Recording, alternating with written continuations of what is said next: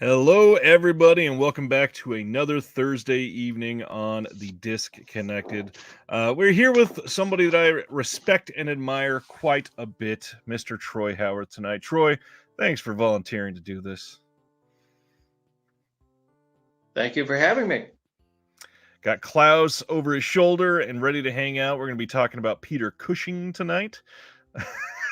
Just a little bit of a lean. I have found that I don't explain this before we get started enough. So if it's somebody's first time here, just so you're aware, we're going to go over some random hangout time for a little bit, talk about some recent pickups, what we've watched, go into all of the physical media announcements for the week, and then we have a long discussion tonight. It's going to be a discussion on Peter Cushing. And like many of you probably, I am on the lighter side of knowledge on Peter Cushing. So I'm going to rely on Troy tonight. Troy, are you ready to be a tour guide for me? I'll just make it up and hope that nobody calls me out for it. Well, I imagine, knowing what we both know, that wouldn't be the first time. Well, true. We have something to highlight for Mr. Cushing. He just recently had a pretty incredible looking release from Severin that just came out called Cushing's Curiosities, and I unfortunately don't have it yet. I'm dying to get this one. Same with that Danza Macabra Volume 2, and they're doing a lot with some of these box sets, so I'm excited to talk about it. Yeah, well, I mean, I don't have the Danza Macabre set yet. I'm sure I will at some point, but I do have Cushing Curiosities, and very pleased I am with it. I am excited to hear more about it and hear all of the knowledge that you can impart on us. Speaking of physical things, any recent pickups that you would like to share with the group? Well, there are a few, but I figured I would just grab and show off this little toy here, the Yes. Coffin Joe box set from Arrow. Collection of films by Jose Mojica Marins. I hope I'm pronouncing that correctly. If I'm not, I apologize. I'm not conversant in the language, but as far as I know, that's correct. And yeah, that's a really amazing box set.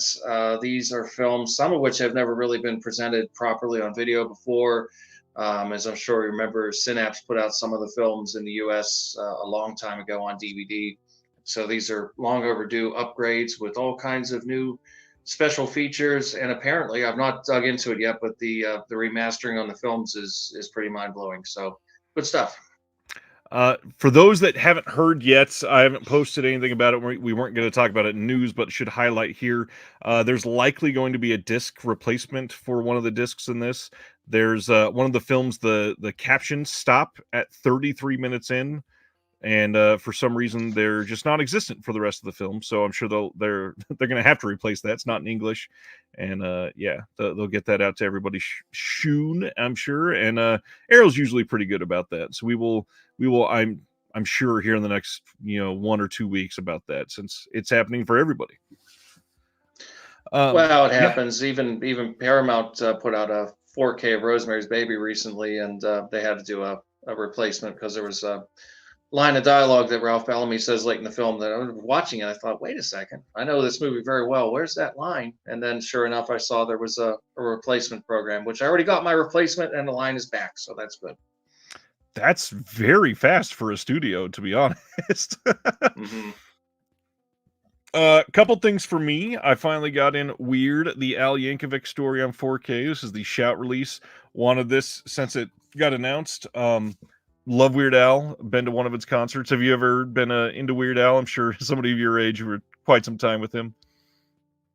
Yeah, a little bit. Not a fanatic, but I definitely am familiar and have enjoyed some of it. Never had the opportunity to see him live though. It is a blast, and he puts on a hell of a show. The other big one I got in Second Sight's massive release of Mean Streets. This is the 4K box set that just came out. Shows this over Criterion. I just generally prefer Second Sight's output. And then the big one for me, Suitable Flesh. This is the newest one from Joe Lynch, and should take the time here to tell everybody that's not in the Patreon. Patreon got the chance to input questions if they had it, but I was able to interview the director, Mr. Joe Lynch himself, this week, and that'll be up on the channel in the next few weeks. And This is a really good one. The dude has some incredible talent, and it felt like a very passing of the torch moment from the Lovecraft worship area of the mid '80s to the early '90s with Stuart Gordon going over to Joe Lynch, and really really loved it. We got a question to show the spine of Mean Streets to see how thick it is. It's a pretty big release. It's not as big as Drive or anything like that, but it's a big release for sure. Any recent watches that are not part of your work that you want to be able to talk about? Well, I made my way through the massive sensual world of Black Manuel from Severin. You mean that one? Which was, yeah, it was quite the journey, and I have to say it was a fascinating experience. I can't say I liked all the films, but I liked most of them, and was very happy to have them all gathered together. I mean, there are only so many of them that are like quote unquote legitimate Black Manuel films, and there's a bunch of kind of adjacent titles. But it's fun to have them. There were a couple that kind of had me wanting to slit a wrist trying to make my way through them, but by and large I was very pleased. They're a lot of fun to watch, and I would highly recommend that set to anybody that's curious. You're going to be sucked in for quite some time with that one. I agree. I still think this is one of the easily like the most ambitious box sets ever created. I mean, the fact that we got that many rights holders to negotiate and be able to come together in something so ambitious like this is just impressive. Severin, like there's something special happening there. Yeah. No, they do a lot of good work, and also I watched their release of Della Morte Dell'Amore recently, and also their release of Last Horror Film with Joe Spinell, and again, fine releases. I mean, I did kind of find myself wondering as I was watching Last Horror Film, did this really need to be on 4K? I'm not altogether sure about that, given the visual quality of the film, but it looks as good as it ever can, and it's got a lot of good stuff extras wise, and it's lovingly produced, so that's nice. And Della Morte Dell'Amore was just gorgeous, of course. I really finally got the release it deserved. Comment, I guess, for you from Brendan. Just want to say, while you're here, thank you, Troy. Learned so much about genre film from your book since diving into it a few years ago. Thank you. It's always nice to hear that people are appreciating and enjoying my efforts. And there are many, many efforts. If you have never checked out Troy's stuff, please go out there. Many of them are still available on Amazon, still fairly inexpensive, and the amount of information in them can be overwhelming. So it is very much worth your pennies that you can throw at it. Recent watches for me, a couple things for some projects that I'm working on. I spent a lot of time with the one that Mr. Craig from Deaf Crocodile announced here just a couple weeks ago. Kin Ditza. I'm going to say it on that way on purpose because Will and I have been joking about the title for a little bit. We just did a visual essay for that one, so I feel like I've been living in Russia for the last week. It is a glorious film, and when that finally comes out, I think you all will really appreciate it. That movie is magnificent. Let's see. Comment on the Last Horror Film. Watching that 4K, I felt like I was physically transported to 1981 at the Cannes Film Festival. Yeah, it is the only horror film that Marcello Mastroianni was ever in, and he didn't even know he was in it. Derek says Scarecrow videos a mecca film, unbelievable selection. I've been there many times. Do support Scarecrow, buy a shirt. Derek is talking about the fact that I'm wearing a Scarecrow video shirt tonight in Seattle. Go support them, please. They're amazing people. But yeah, not many other recent watches for me tonight. The big thing, I want Troy to feel welcome tonight. So let's jump into some of these announcements. My first one tonight, this is one of my favorite films of the last decade. I'm eager to see if Troy has seen this one. Second Sight, who we just showed the Mean Streets from, they're putting out a 4K of Green Room, which came out in 2015. This is a very, very incredible film, in my opinion, with a punk rock band that is stuck in a neo-Nazi bar overnight and have to fight to survive the night, basically. We got a new audio commentary, some archival commentaries, new interviews with a bunch of individuals involved. And this is really exciting for me, especially we've got new essays by a mutual friend of ours, Eugenio Ercolani, is on this one. And then Alexandra Heller-Nicholas, Josh Hurtado, Jolene Richardson, and a few others, plus the standard second sight art cards and all that fun stuff that comes with it. Have you ever seen Green Room, Troy? Oh yeah, no, it's a very good film. Patrick Stewart's great in it, of course, and yeah, I definitely I'm glad to see that this is getting a nice upgrade, and always nice to see Eugenio involved in anything. That is a busy, busy man, by the way. His hands are in everything, it seems like. Yeah, he's definitely got a full plate. I'm there with him quite frequently, so I know. Yeah, you guys have done a lot over the last year together. It seems like stepped up a little bit with you and Nathaniel and him working trio on some of these. Yeah, commentary wise, I forget when we did our first one together. It might have been 2022, but yeah, there have been a bunch lately, and well, we're going to be recording another one next week, as a matter of fact, and there's lots of that, and we collaborate on book projects as well. So he's good people, and he's been a great, tremendous asset for me as far as helping to enrich my projects, my book projects. The most odd thing about him when it comes to Italian cinema is you can name seemingly anybody in Italian cinema history, and he'll have some personal story attached to that individual somehow. Hmm. Well, Love yeah, that. his mother worked in the Italian film industry, and of course, his grandfather was a great director, Giulio Petroni, who directed To Pepa with Orson Welles and Tomas Milian, Death Rides a Horse with Lee Van Cleef and John Philip Law. So yeah, his roots run pretty deep. And whenever I do commentaries with him, I don't even attempt to say Italian titles because it's bad enough the way that I pronounce these things anyway. But when I'm there with him, I let him do it because he knows what he's doing. I reached out to him a little while ago to talk about some special features I have him working on for another release, and I brought up this random film. I was like, "Hey, do you happen to know anybody from this?" He goes, "Oh yeah, my mom dated the director." It's like, Hmm. what the hell? Yeah, yeah. Love that guy. Next one, another one up from Second Sight, the film Possessor from 2020. This is the Brandon Cronenberg film. This is coming out on 4K on March 18th. This is going to be 4K and Blu-ray discs in this, and the special features and the main feature are on both discs. So even if you are Region A locked, you should be able to get this and watch everything on the disc in your 4K player. So that's pretty damn cool. We got new audio commentary from Brandon Cronenberg on this. We've got Dolby Vision. I forgot to say that, but yeah, it'll be full 4K and Dolby Vision HDR. New interview with Brandon Cronenberg. New interview with a bunch of people from the film. And again, we've got the art cards and all that fun stuff that they put in this. And then we got a short film. Please speak continuously and describe your experiences as they come to you. That's really cool. They don't get to do that all that often. And then we've got a 120-page book on this with new essays by Stacey Abbott, Anton Battelle, John Towson, and Heather Wixon. I mean, it's Second Sight again. Just incredible quality. What do you think of Possessor, Troy?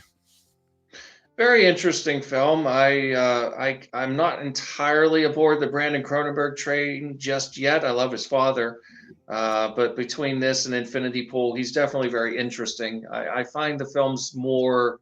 Let's say I appreciate them and I respect them more than I probably really enjoy them.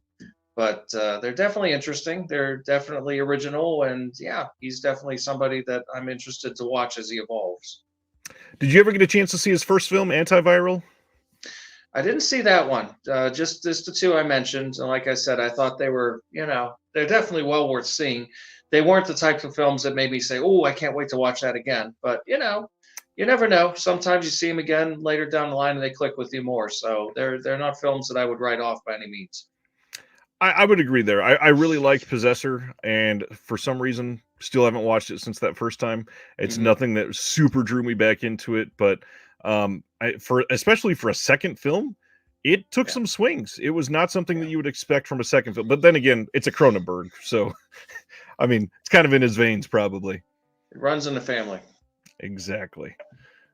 Next one up is one that we are gonna talk about for sure. Unlawful Entry from 1992 that I just talked about on the channel about 6 weeks ago or so is coming out as a site exclusive from Shout Studios, and this sold out within 48 or 72 hours of being announced, something like that. And what's funny is it's a site exclusive that got some new special features. It's got a retrospective interview with the director. It's got an interview with the cinematographer, a retrospective interview with film music historian Daniel Schweiger about the James Horner score on this. And it was announced as having 1,620 copies, the most arbitrary number that Shout could think of. And out of nowhere today, they said, oh, it sold very well.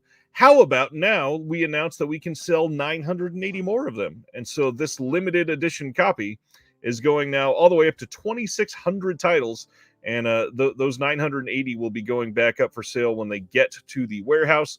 And they've already shipped most of that first run that was ordered. So keep an eye on that if you missed it and you want it, because this is, in my opinion, I'm going to ask Troy if he's seen it, but I love this movie. I think this is one of the better thrillers from the 90s, and it never should have been a site exclusive from Shout.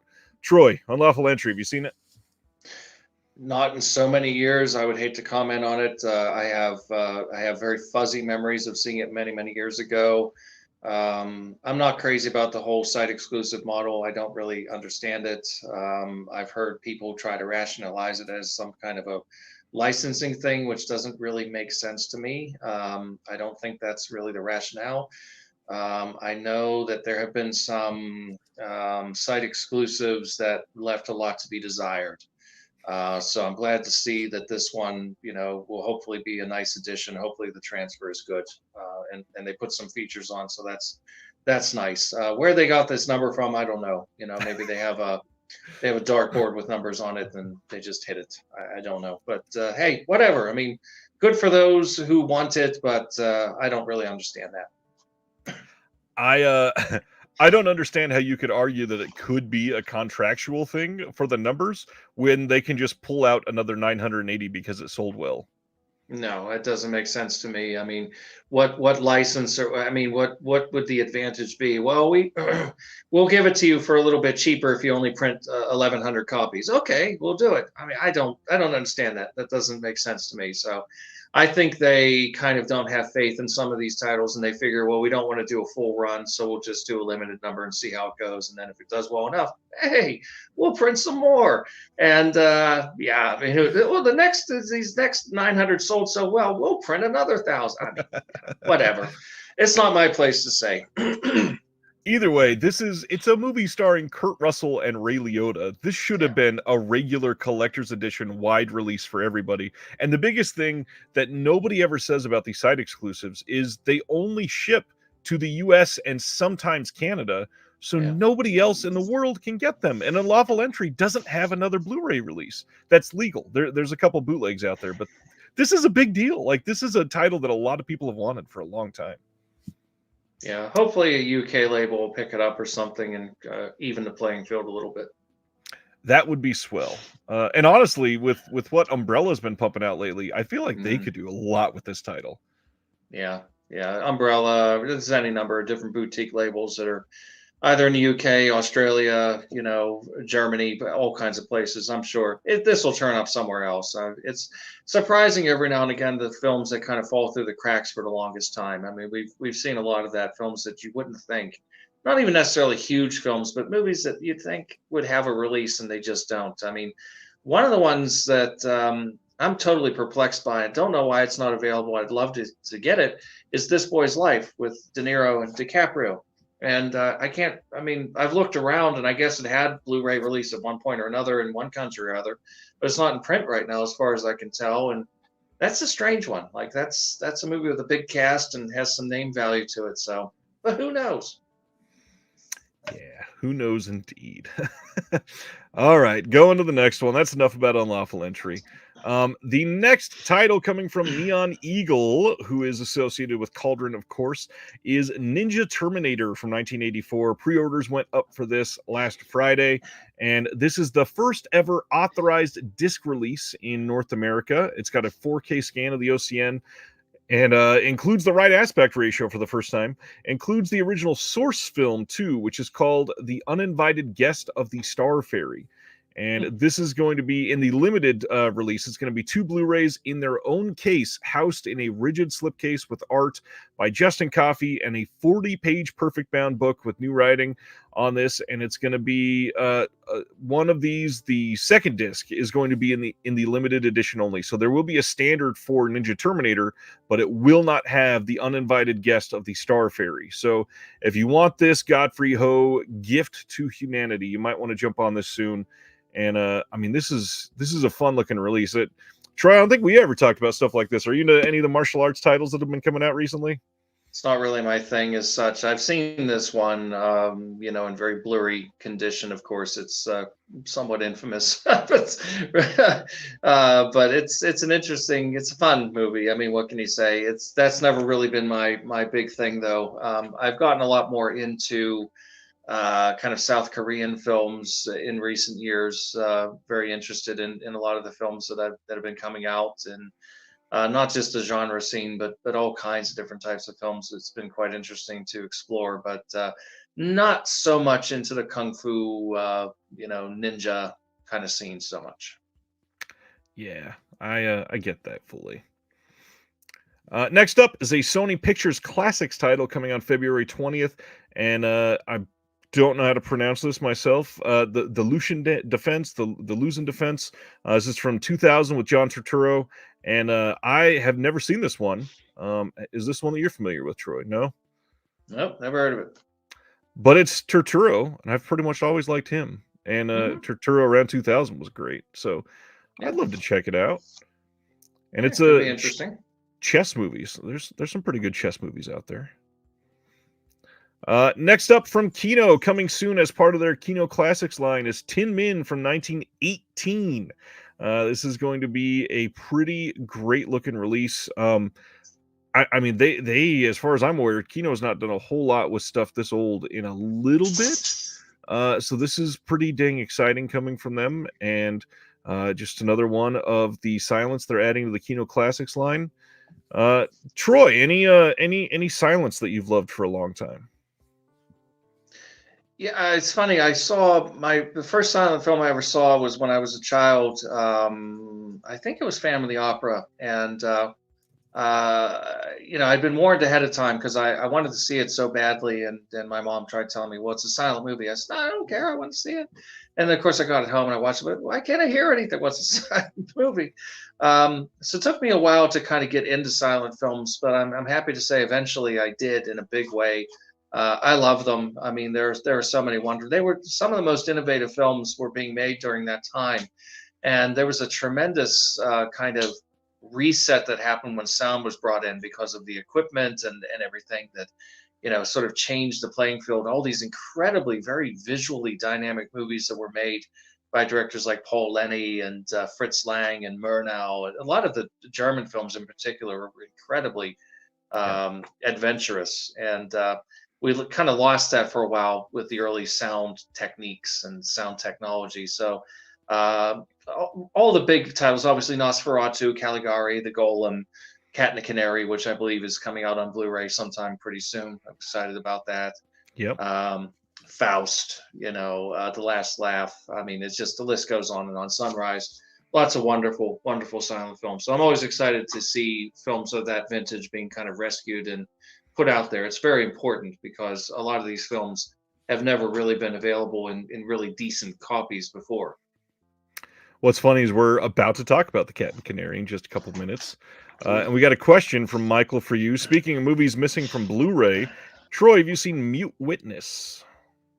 Another one that I saw long ago and would love to reacquaint myself with. I don't have a copy of it right now. So, yeah, I agree. It's strange. Again, it just seems wholly arbitrary why certain things aren't available. I'm sure there are reasons for it, but I'm not clear on what that is. I don't think they specified physical release, but I believe Arrow announced that they had acquired it. I think they alluded to theatrical at the time, but a lot of people are speculating that it's probably coming physical from them. Well, usually if they're going to go that route, they'll put it out on a disc as well. Exactly. Next title up is the Triplets of Belleville, and for a lot of people, man, was this a big announcement this week. There was a previous blue release of this, but it was only a BDR, so now it's going to be a proper press disc from Sony Pictures Classics. It's got a lot of the special features from the previous releases. I think it may be missing one. I believe there's a short documentary from one of the previous releases, but animation is going to get talked about a lot tonight. Troy, are you into animation at all? I like it. I can't say that it's a specialty of mine, though. I kind of lost track of animation when I got into my sort of adult years, but obviously I grew up loving a variety, Tom and Jerry cartoons and Looney Tunes and Disney films that I saw as a child and so forth. So there's a lot of them that I actually thought looked really good, but I was always kind of embarrassed to go see them, so I didn't get around to going. Yeah, thankfully they are. People are seemingly coming around to respecting them quite a bit, but it helps with people like Miyazaki putting out films in 2023 that are getting huge theatrical releases and people respecting them beyond a belief because it's Miyazaki. Next up is another film noir box set from Kino. This is number 19. This one is announced with no release date, but it is coming soon. It will have Dark City from 1950, No Man of Her Own from 1950 as well, and then Beware My Lovely from 1952. These are all getting 2020 or 2022 HD masters from Paramount. They are all 4K scans, so they should look pretty dang good.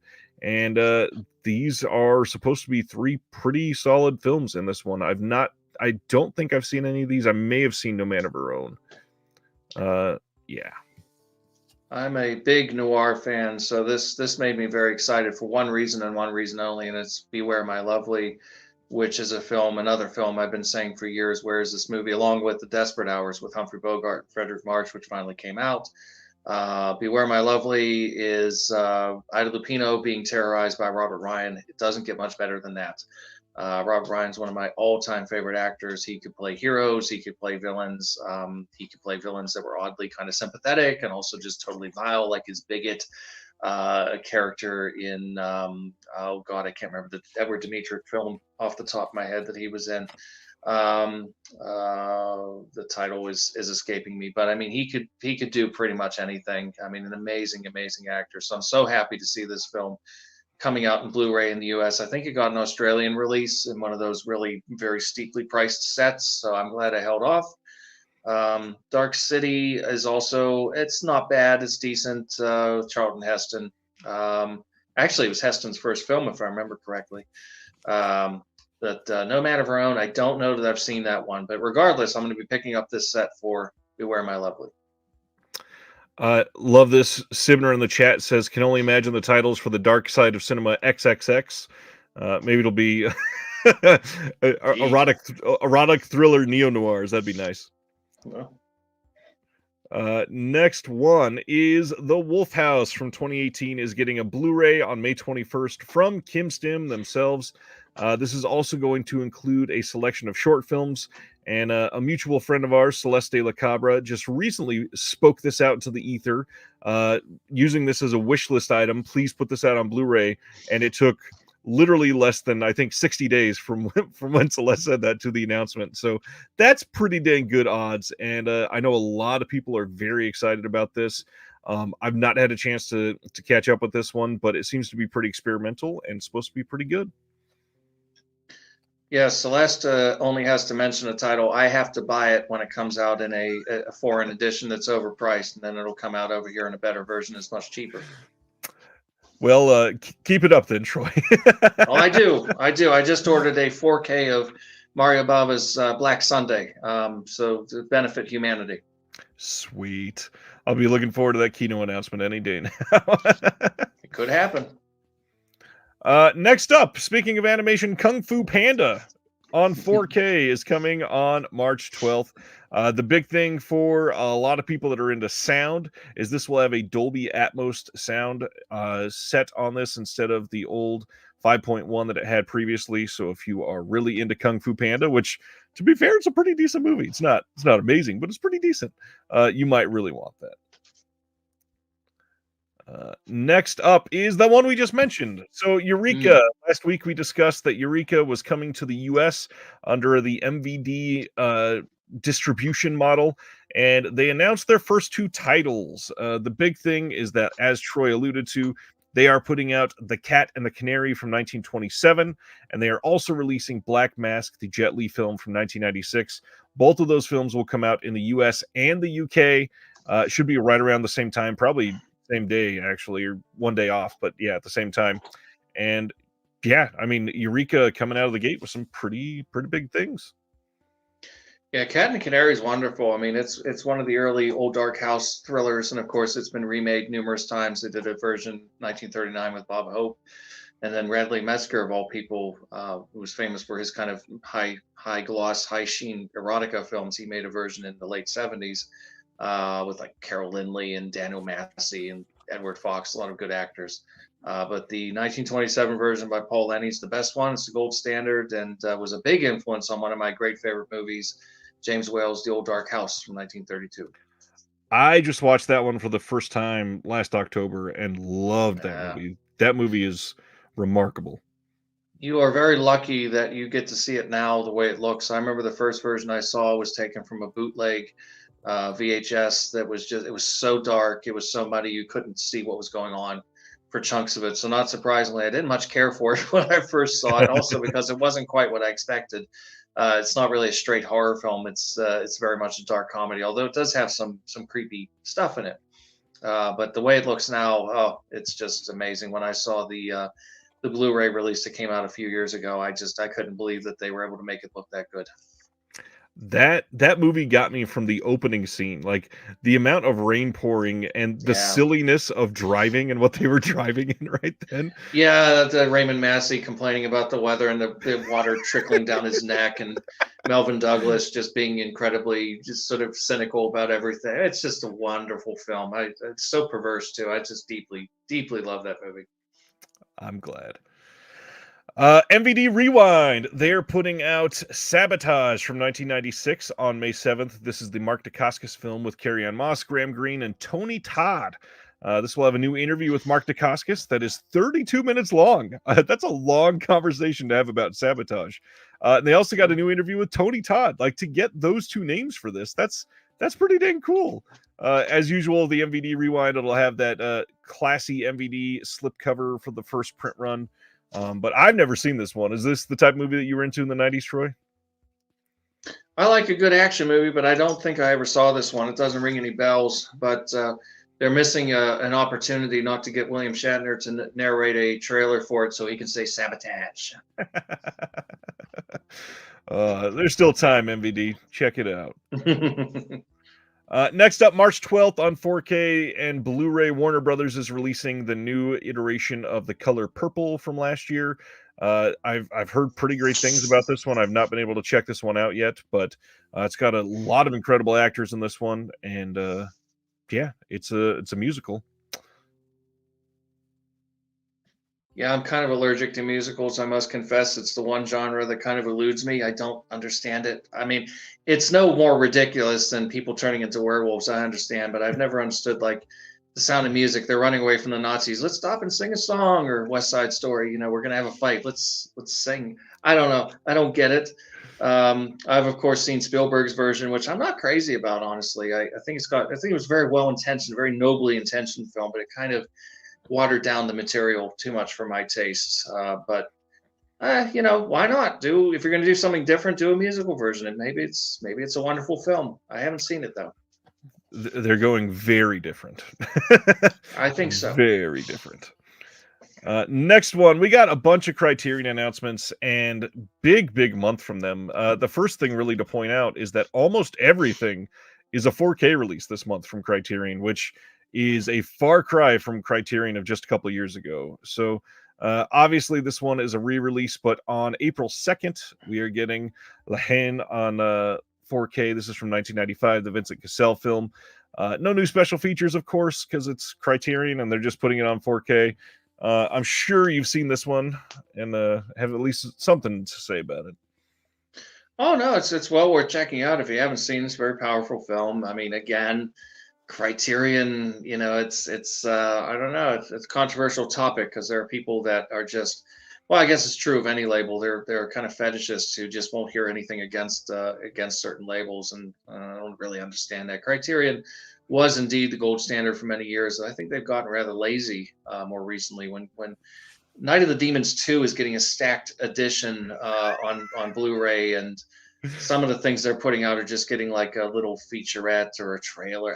Come on, you can do better than that. So I'm not surprised that they haven't commissioned much in the way of new extras for these re-releases on 4K. But you know, it's nice that the titles are getting re-released in a new format at least. If I may strengthen your argument ever so slightly, Night of the Demons getting, stacked releases for all of the films in the whole franchise in Mm-hmm. multiple territories in Mm-hmm. Europe and the US. Like, that is a huge, huge, huge deal for those films. Yeah, and then they put out After Hours, which is a great film, and they don't give it much. It's Yeah. mostly ported over from the Warner Brothers DVD release. They put a new interview with Scorsese, which is always nice, but come on, you can do better than that. There's some wonderful catalog titles that they went from like DVD to Blu-ray, like Tunes of Glory with Alec Guinness and John Mills, for example. And I was so disappointed to see that the old version was bare bones and the new version is bare bones too. Like, really? Come on, you could do something with that. Thankfully, the movie looked pretty spectacular. Yeah, that's the most important thing. We shouldn't lose sight of that. But I don't know. I think there's a lot of competition these days with boutique labels, and they really need to they want to reclaim the throne. They need to step it up a little bit. I would agree there fully. Next one up is a Bellatar film from April 16th, Werkmeister Harmonies. This is one that a lot of people were beyond excited is getting released. This is coming on 4K and Blu-ray on April 16th. New 4K restoration, one 4K disc of the film, and one Blu-ray of the film and special features will be in the 4K release. Tar's first feature film, Family Nest from 1979, is also in this. I think a lot of people glossed over that. There's a new interview with Bellatar by Scott Foundus, and then new subtitles with an essay also by film programmer and critic Dennis Lim. This is a big deal for a lot of Bellatar fans. Are you in that camp, Troy? I must confess ignorance so far. I've yet to explore that filmography.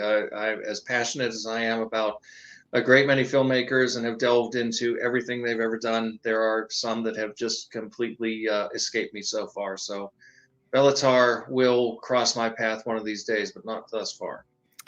Maybe one of these days you can spend Bellatars with Satan Tango for your first outing and spend all day with it. There you go. Next title coming on 4K and Blu-ray is I Am Cuba. This is from 1964 and a landmark film that people are very excited about. The response to this was overwhelmingly positive. You got a 4K disc of the movie and then the Blu-ray with the film and special features. There's a 2004 documentary on this film that came out previously. There's an interview from 2003 with Martin Scorsese talking about it. New appreciation of the film by cinematographer Bradford Young. But that's it. The only thing they added is just a small appreciation of the film piece. So yeah, this kind of goes exactly with what you were just saying. There's also an essay by film critic Juan Antonio Garcia Barrero on this, but for such a big deal, I feel like this film probably could have used a little more context. It blows my mind because they surely are in very good sort of financial position to be able to coordinate with any number of different people who produce extras to get some featurettes, maybe hire somebody to do a commentary or whatever. But they don't seem particularly interested in doing that. And I don't know. Mine's not the reason why. Mine's just to complain that they don't do more. Yeah, and the crazy thing is there'll still be literally thousands of people lining up to buy these at the next sale. So Oh yeah, of course they always will. And you know, hey, what I think of them isn't going to affect anything. I know there are a lot of people who just absolutely swear by them as the absolute gold standard, which, as I say, I think they were. but these days, not so much. Yeah, and obviously they're still mostly choosing pretty great titles. I just wish they put a little more into it. It's a stacked competition market now, and I mean the hard part is they have a fan base that there's places online with people literally saying, "Give me X title that already has a great boutique release from somebody else," and they just want Yeah. it from Criterion with a C on the cover.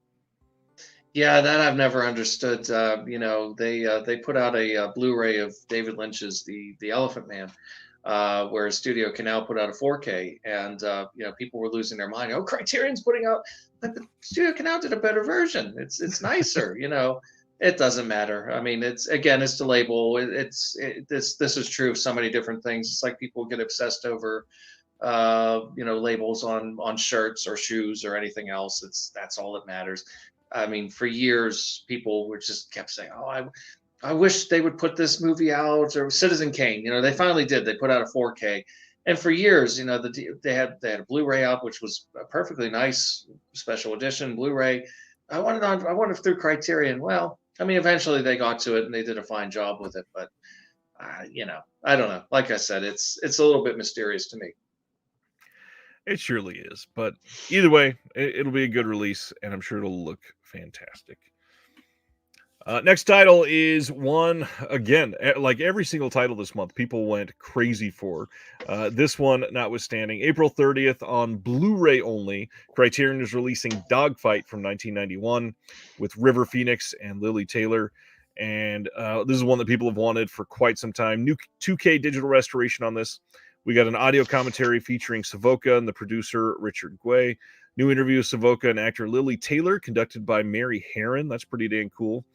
New interviews with the cinematographer, production designer, script supervisor, music supervisor, supervising sound editor, and the editor.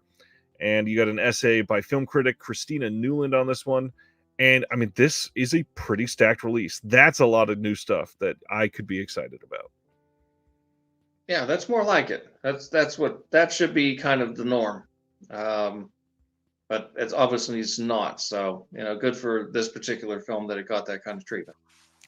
This is, somebody just a moment ago in the chat, and I lost it. I would highlight it right now, but it just went by. They basically pointed out that if Criterion can't get the director, they seem to just say, well, never mind. We just not going to put a whole lot on there. Well, yeah, I think so. A lot of love for Dogfight in the chat right now. Love that. River Phoenix at his finest. Nice. Yes, this is one of their best months in a long time, Dallas. I would agree. Next up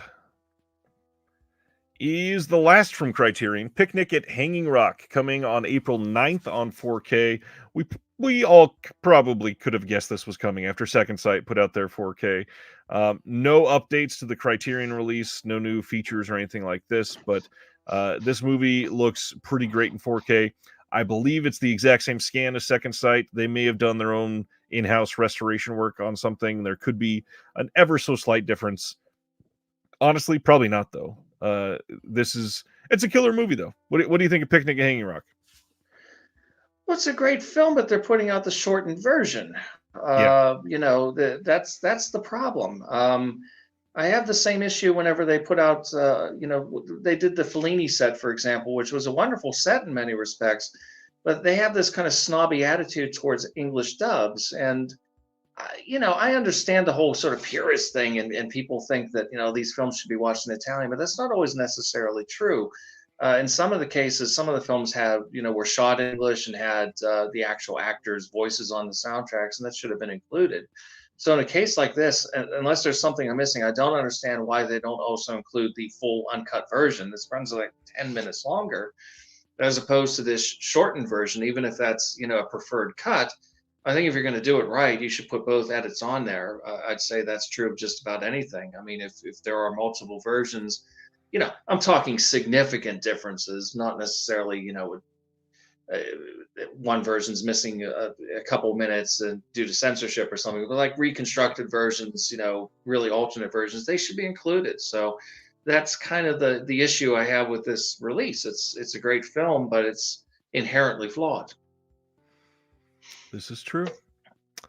That is it for Criterion this month. No matter what we say, I got to be honest, it is a pretty fantastic month compared to what they've been doing.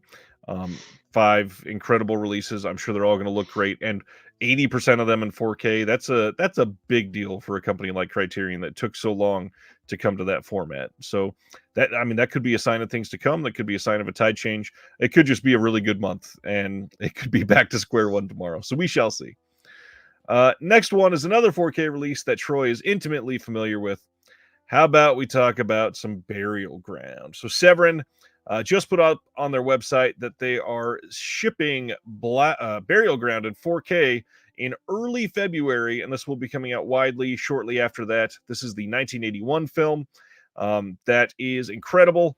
On this one, we got an audio commentary with Nathaniel Thompson, the other gentleman as part of the stream tonight, and Eugenio Ercolani. And we are looking at a bunch of archival features on these, and a really solid release overall. Troy, why don't you tell us about Burial Ground and the commentary that's on it? Well, I mean, if you've seen Burial Ground, you know you know what to expect. If you haven't seen it, if you have a taste for the more kind of offbeat and over the top and outlandish and sleazy side of European cult cinema, this is a really fine example of a film that's just utterly bonkers and demented. It has a slight, almost kind of soft core vibe to it in a way, but also gets into real sort of creepy atmospherics. But I mean, the characters are all just sort of unlikable and unpleasant, and everybody's sort of screwing around, and the living dead are marauding, and mayhem is ensuing. And there's a little boy who looks like Dario Argento, who is played by a short person, a little person, who is an adult, and they're trying to make him look like a child. For good reason. There's a scene in the film that there's a reason why this was done. The English dub is loaded with infamous dialogue zingers and terrifically over the top vocal performances from especially Carolyn De Fonseca, who did the voice of Daria Nicolodi in Phenomena and Deep Red. She voices Mariangela Giordano in this film. She plays the mother of the little boy that I was talking about before, played by Peter Bark, who's interviewed on this disc. So that makes it a must in and of itself. It's deranged fun. I love it. I always have. I would not make great claims for it. I think anybody who tries to take this movie too seriously is really, missing the point. It's just a deliriously sort of feverish, strange, and just entertaining movie. It's one of those movies I saw when I was probably way too young back in the 80s. The VHS, you couldn't escape from it. And it was so muddy. It was so dark, you could hardly see what was going on. So now we're on to, we've had a 4K release from 88 Films in the UK, which is where we recorded our commentary originally for. And now Severin is putting out their version. I would imagine it'll look pretty comparable. And I'm glad to see that they recycled most of the extras and kind of pooled their resources. So that's a nice thing. It took me by surprise. I didn't know that was happening. So, I'm glad to see that those who didn't get a chance to import the 88 release will have this as an option. So good stuff. Yeah, this is a big one. The entire time you were speaking at the end there, I was trying to think of a way to use Peter's bark is as bad as his bite because of that scene in the movie, but probably shouldn't go there. We have a question. Is this Severin release also $55 since it's a 4K? I answered in the chat, but really wanted to highlight they did pretty well. I mean, this one's $38 on release day coming from them. That's a lot better than what the big sale 4Ks have been recently. So it's a big difference. Yeah, it is. And, eventually, I don't know if the plans are to do kind of, slim down sort of general release versions. Maybe, I don't know, that they might be more affordable. And I don't know if all these are available on Amazon or not, but very often, even when something has a stiff price, usually you can get it pretty cheap on there if you just have a little bit of patience. So I understand when people gripe about the prices. I get it, but sometimes if you just have a little bit of patience, you'll get what you want eventually without paying through the nose for it. All of these ones will be available on Amazon. Same with everything from that Black Friday slate that they had. So all of those will be available. I don't think they've had a true site exclusive or fully limited edition that you can't buy again since the last horror film. Well, that's So, good. It's been a little bit of time. Next up, as part of this month's announcements from them, is Blood Moon. This is from 1990, and this will have a Blu-ray disc in this, also shipping near the beginning of February as well. This says, though it arrived near the end of the cycle, it remains the most satisfyingly depraved, yet least seen old-school slasher and ozploitation history. And I've never seen this, but from what I've heard, this is one that a lot of people really do not like. So I'd love to hear, Troy, if you've seen this one. I haven't seen it. No, I haven't seen it. 90s horror is not really my favorite time. There's a lot of stuff that went on in the 90s that I was not a big fan of in terms of film. So I never did get around to this one. Well, I mean, that's pretty late for a slasher film, but it's pre-screen, so I guess it'll at least be irony-free, I would assume. That is true. And it's pretty late for ozploitation. A lot of the stuff that they were really diving into was done just a little bit before then. Yeah. Next title from them is Dracula, Prisoner of Frankenstein from 1972. This is the North American disc premiere for this Jess Franco film. I gotta be honest, dying to see this one. And thankfully, the special features on this interview with Stephen Thrower. He had to speak on this. He's the master of Franco. In the Land of Franco, Part 10. And they just continue this long-running documentary, basically, of everything that's happened for Franco, and Thrower doing whatever he could possibly do to get the world to love Jess Franco. I've missed this one so far. Have you seen this one, Troy? Well, I mean, I think the release could have used a commentary, but I won't go there.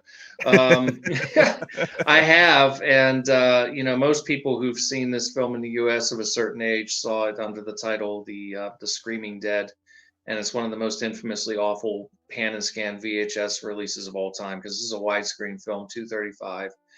And it was just an absolute eyesore. So I'm really curious to see what this looks like. This has had a really checkered past on video. The first version I ever saw was actually taken from a Japanese laser disc.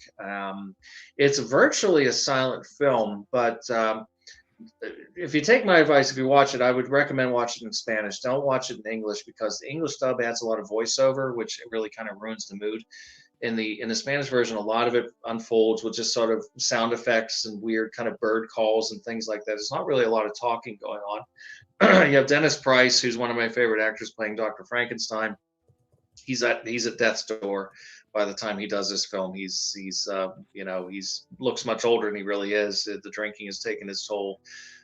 Great actor, but in kind of reduced, impoverished circumstances doing this movie.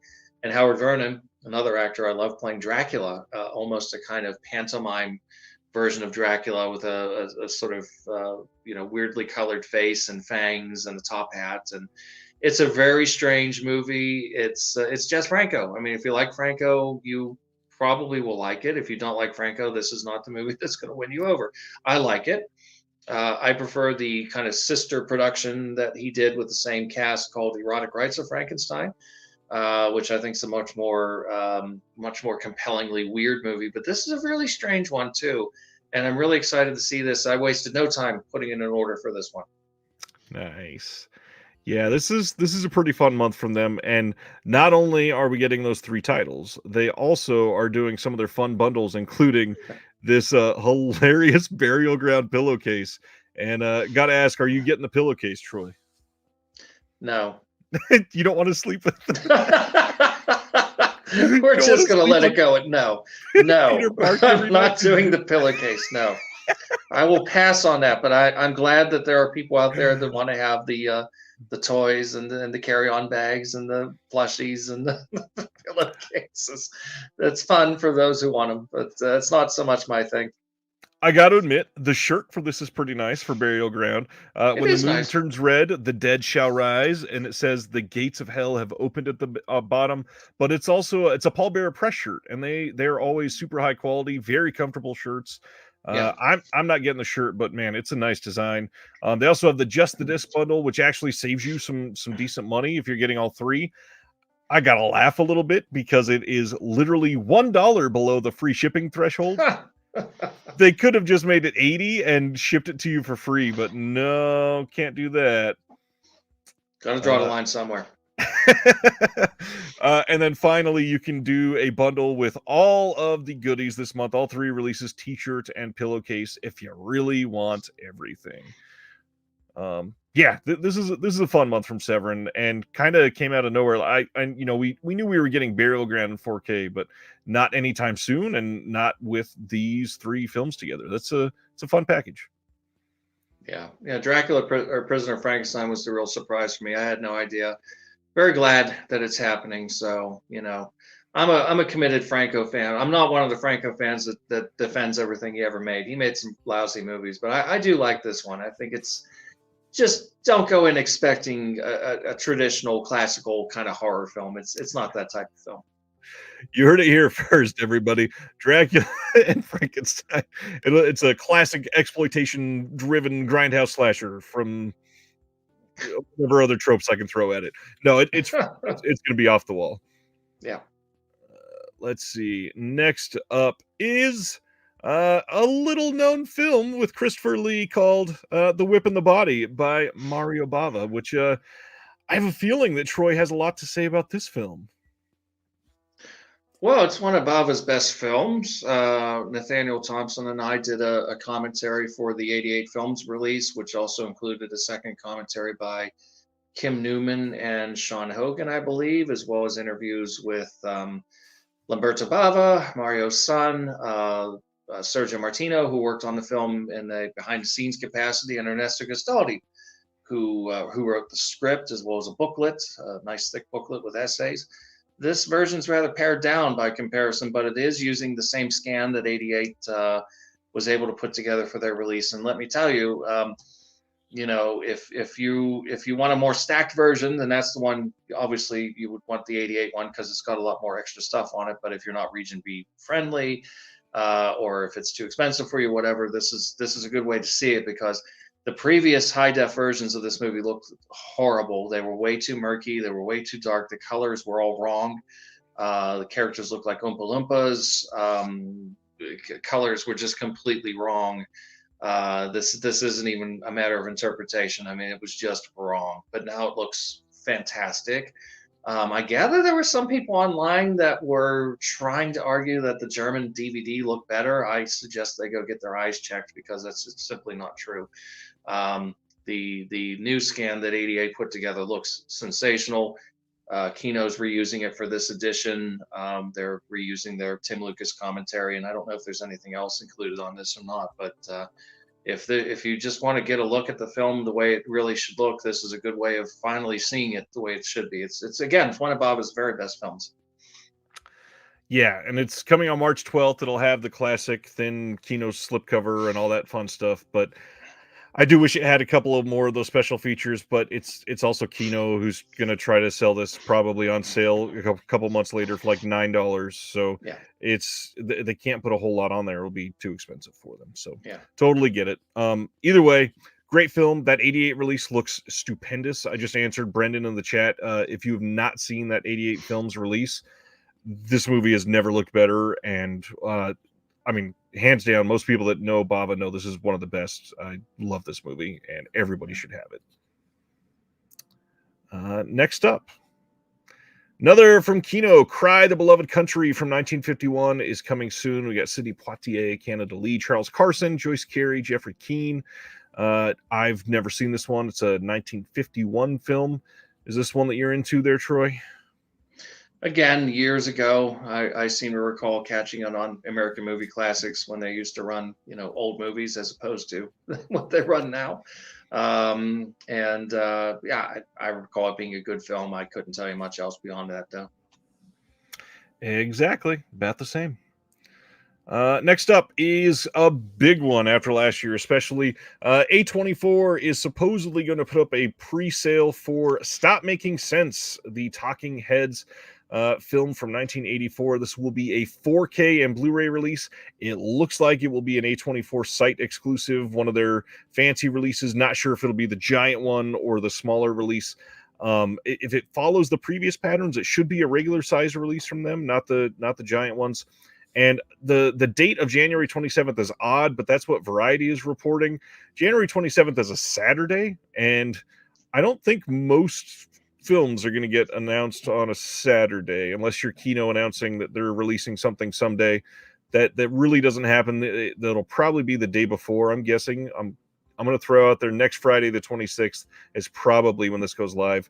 If you've never seen it, highly recommend it. This is one of the best music-based films ever. I mean, Talking Heads are an incredible group, and this movie alone is legendary. And to see this in 4K, I guarantee is going to be stupendous. You're nodding with it. What you got feelings on Stop Making Sense?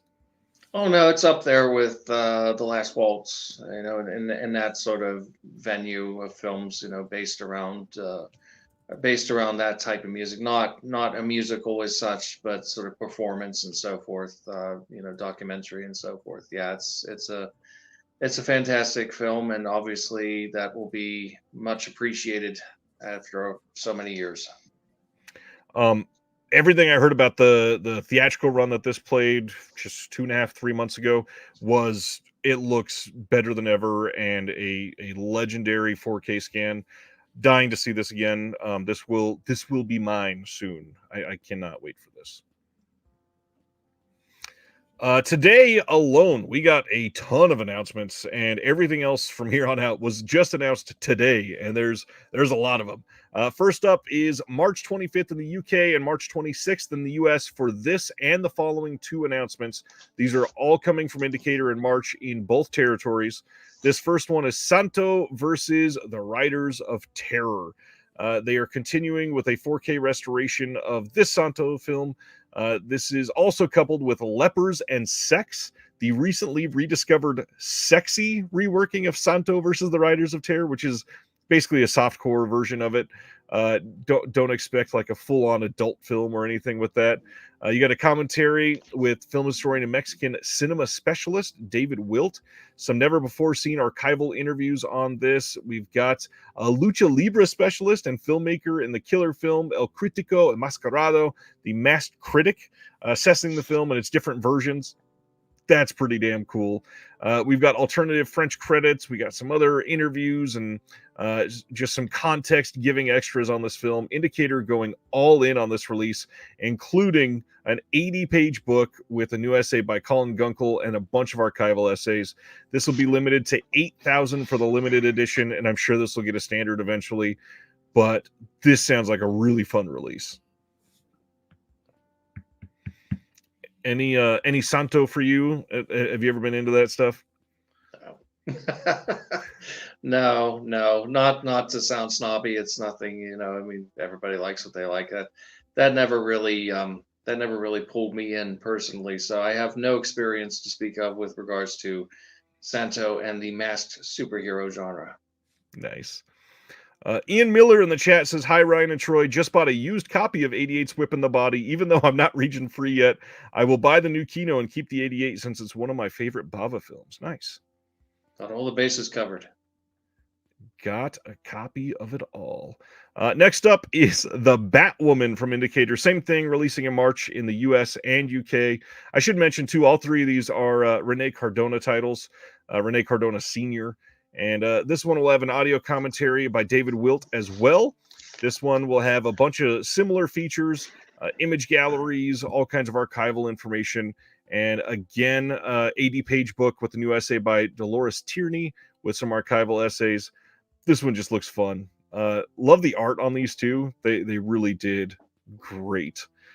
Greg is saying, is it DC licensed? I don't know. I mean, it's an interesting show. I have my doubts. I would have to say probably not. And then finally is The Panther Woman, and man, the art on this one is wild. Love this art. Again, March in both the US and UK. This one is from 1967. 2K restoration from the OCN. We have an audio commentary with the publisher from Parts Unknown and screenwriter of Los Campeones de la Lucha Libre, Keith J. Rainville. We've got Killer Film doing 15 minutes on this. El Critico Mascarado, the master critic, lucha libre specialist, and filmmaker behind the Monterey Female Wrestlers documentary. Catfight, 24 minutes, academic and Latin American horror specialist speaking on this. We've got another 80-page booklet with a new essay by Robert Smith. They're just putting a lot of love into all these, which is pretty damn rare for films like this. To get this kind of treatment is really, really great. No, I think that's wonderful. Chris Silvestri says this will go great right next to Bat Pussy, and yes, it will. And then for the month of April in the UK and US, Indicator also announced 2 Jean Roland titles. The first, April 22nd in the UK, 23rd in the US, is a 4K release of Demoniacs. This is going to be a great release, and if you've never read the copy that Indicator put out for this morning, tell me that just by hearing this, it doesn't make you want to buy this.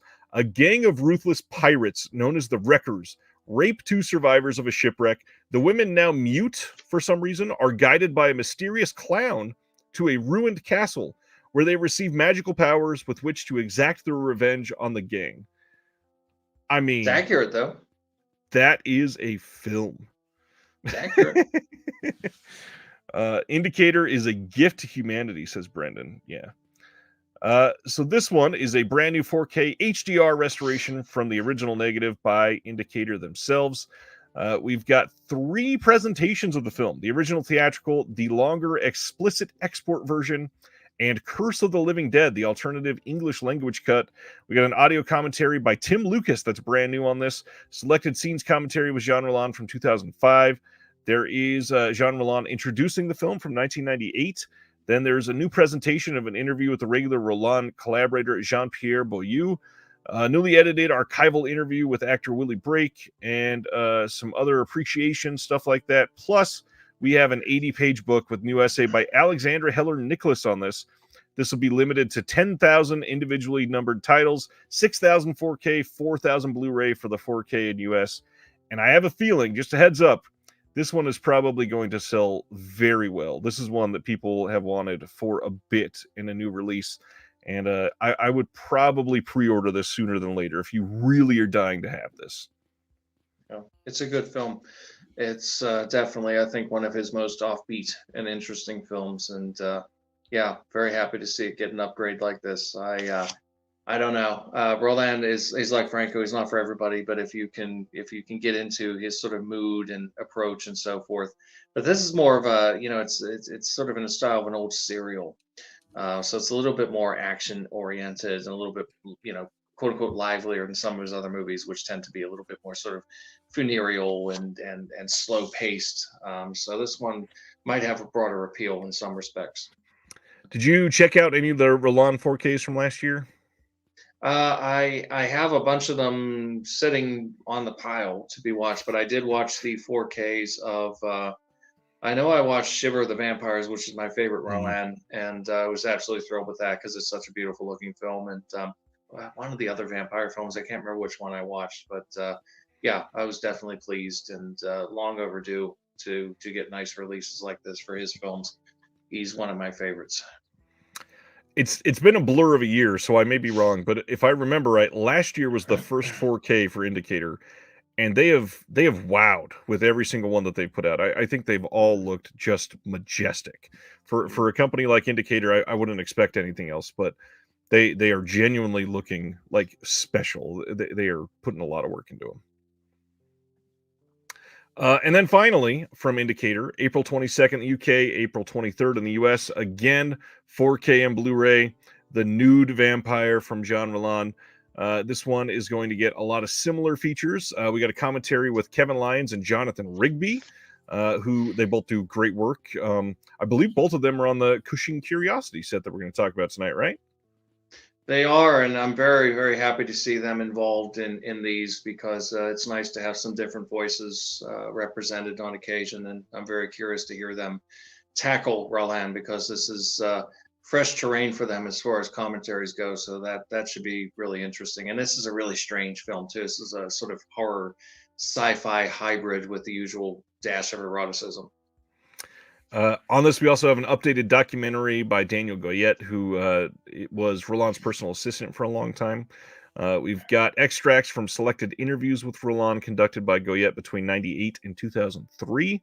Interview with the archivist Lucas Balbo exploring Roland's connection to the French Anarchist Union. That sounds fascinating.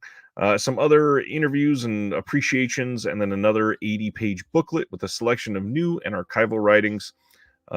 Again, 10,000 limited title, but this is really cool that they're putting this much into Roland. Well, there should be more. I'm sure it looks like they're working their way through the catalog, so there should be some great ones to look forward to yet. I really wanted to highlight before we stepped away from Roland exactly what Craig is saying. In a night, on the show we cover all of the studio titles, and most of the time the art on those, to say they leave a lot to be desired, is very underselling of how poor those studio titles look on the cover. And man, they are really selling those Roland titles with some beautiful commissioned artwork. Yeah. Well, yeah. I mean, some of them are based also in the original poster art from the French releases. They look great. I mean, really, really fantastic.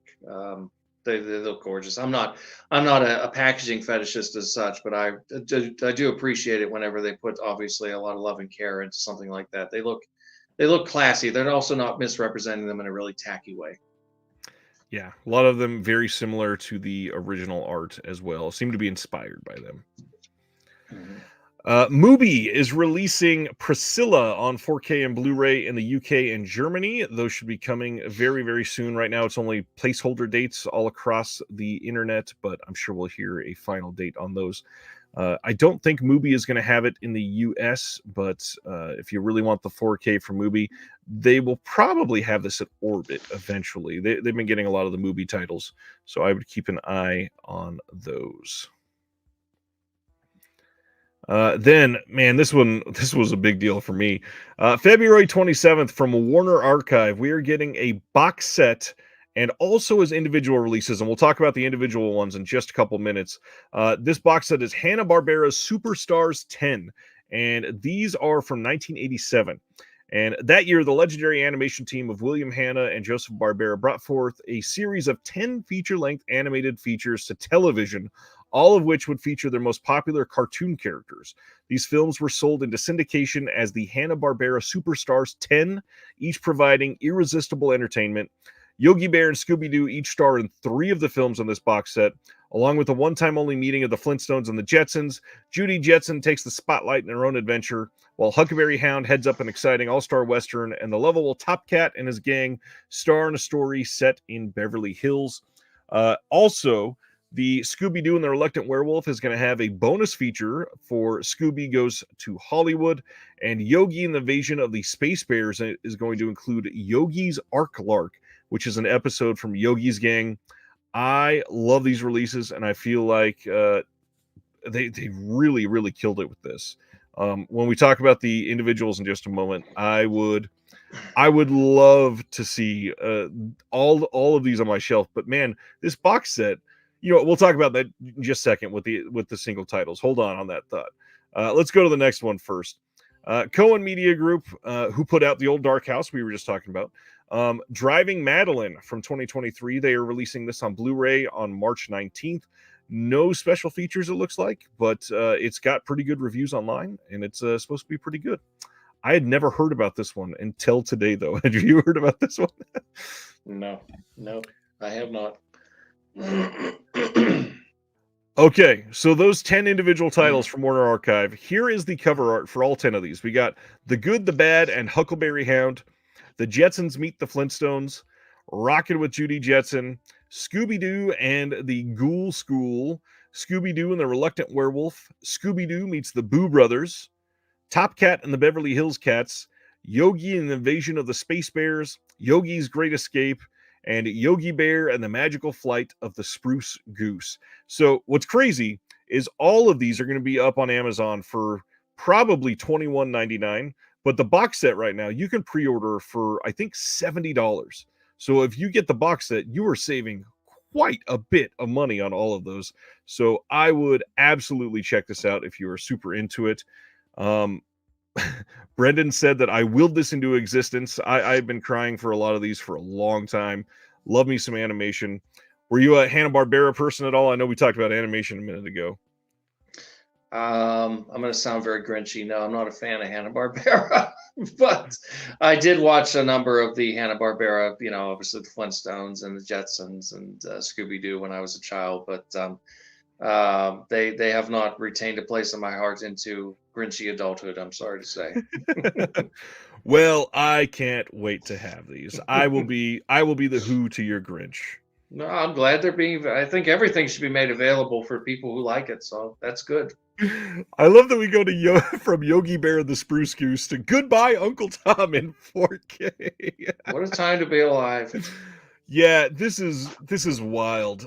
Blue Underground on April 23rd is releasing a strictly limited edition of Goodbye Uncle Tom in 4K, or if you don't want the 4K, they are also releasing it on Blu-ray. Both of these will be 4-disc limited editions. The copy I used here is about the same for both of them. Just the 4K disc will have 2 4Ks and 2 Blu-rays. The Blu-ray set will have 4 Blu-rays. This is a world premiere new 4K 16-bit restoration of both the English and Italian versions from the original negatives. First off, that's insane. That in 2024, we are getting new 4K restorations of Goodbye Uncle Tom, and not just one, both versions of the film. Before we dive into some special features, any thoughts on this one, Troy? Adio Zio Tom, yes, part of the infamous sort of Mondo cycle, that is sort of infamous and revered in equal measure. This was out of left field. I knew it was coming. I had heard about it. Yeah, I mean, again, it goes back to what I said. What a time to be alive. I can certainly say that I would not have imagined that this would be a title that would reach 4K before any number of other titles. But I think it's wonderful that it's getting a release, and it's obviously getting a stacked release. And yeah, I mean, this is cause for celebration if you like this movie. It's certainly one that once you see it, you won't forget it. Chris Silvestri on Facebook says this release will be $50 to $60, though, most likely. It is if you go to the Blue Underground website, but I will happily shout from the rooftops.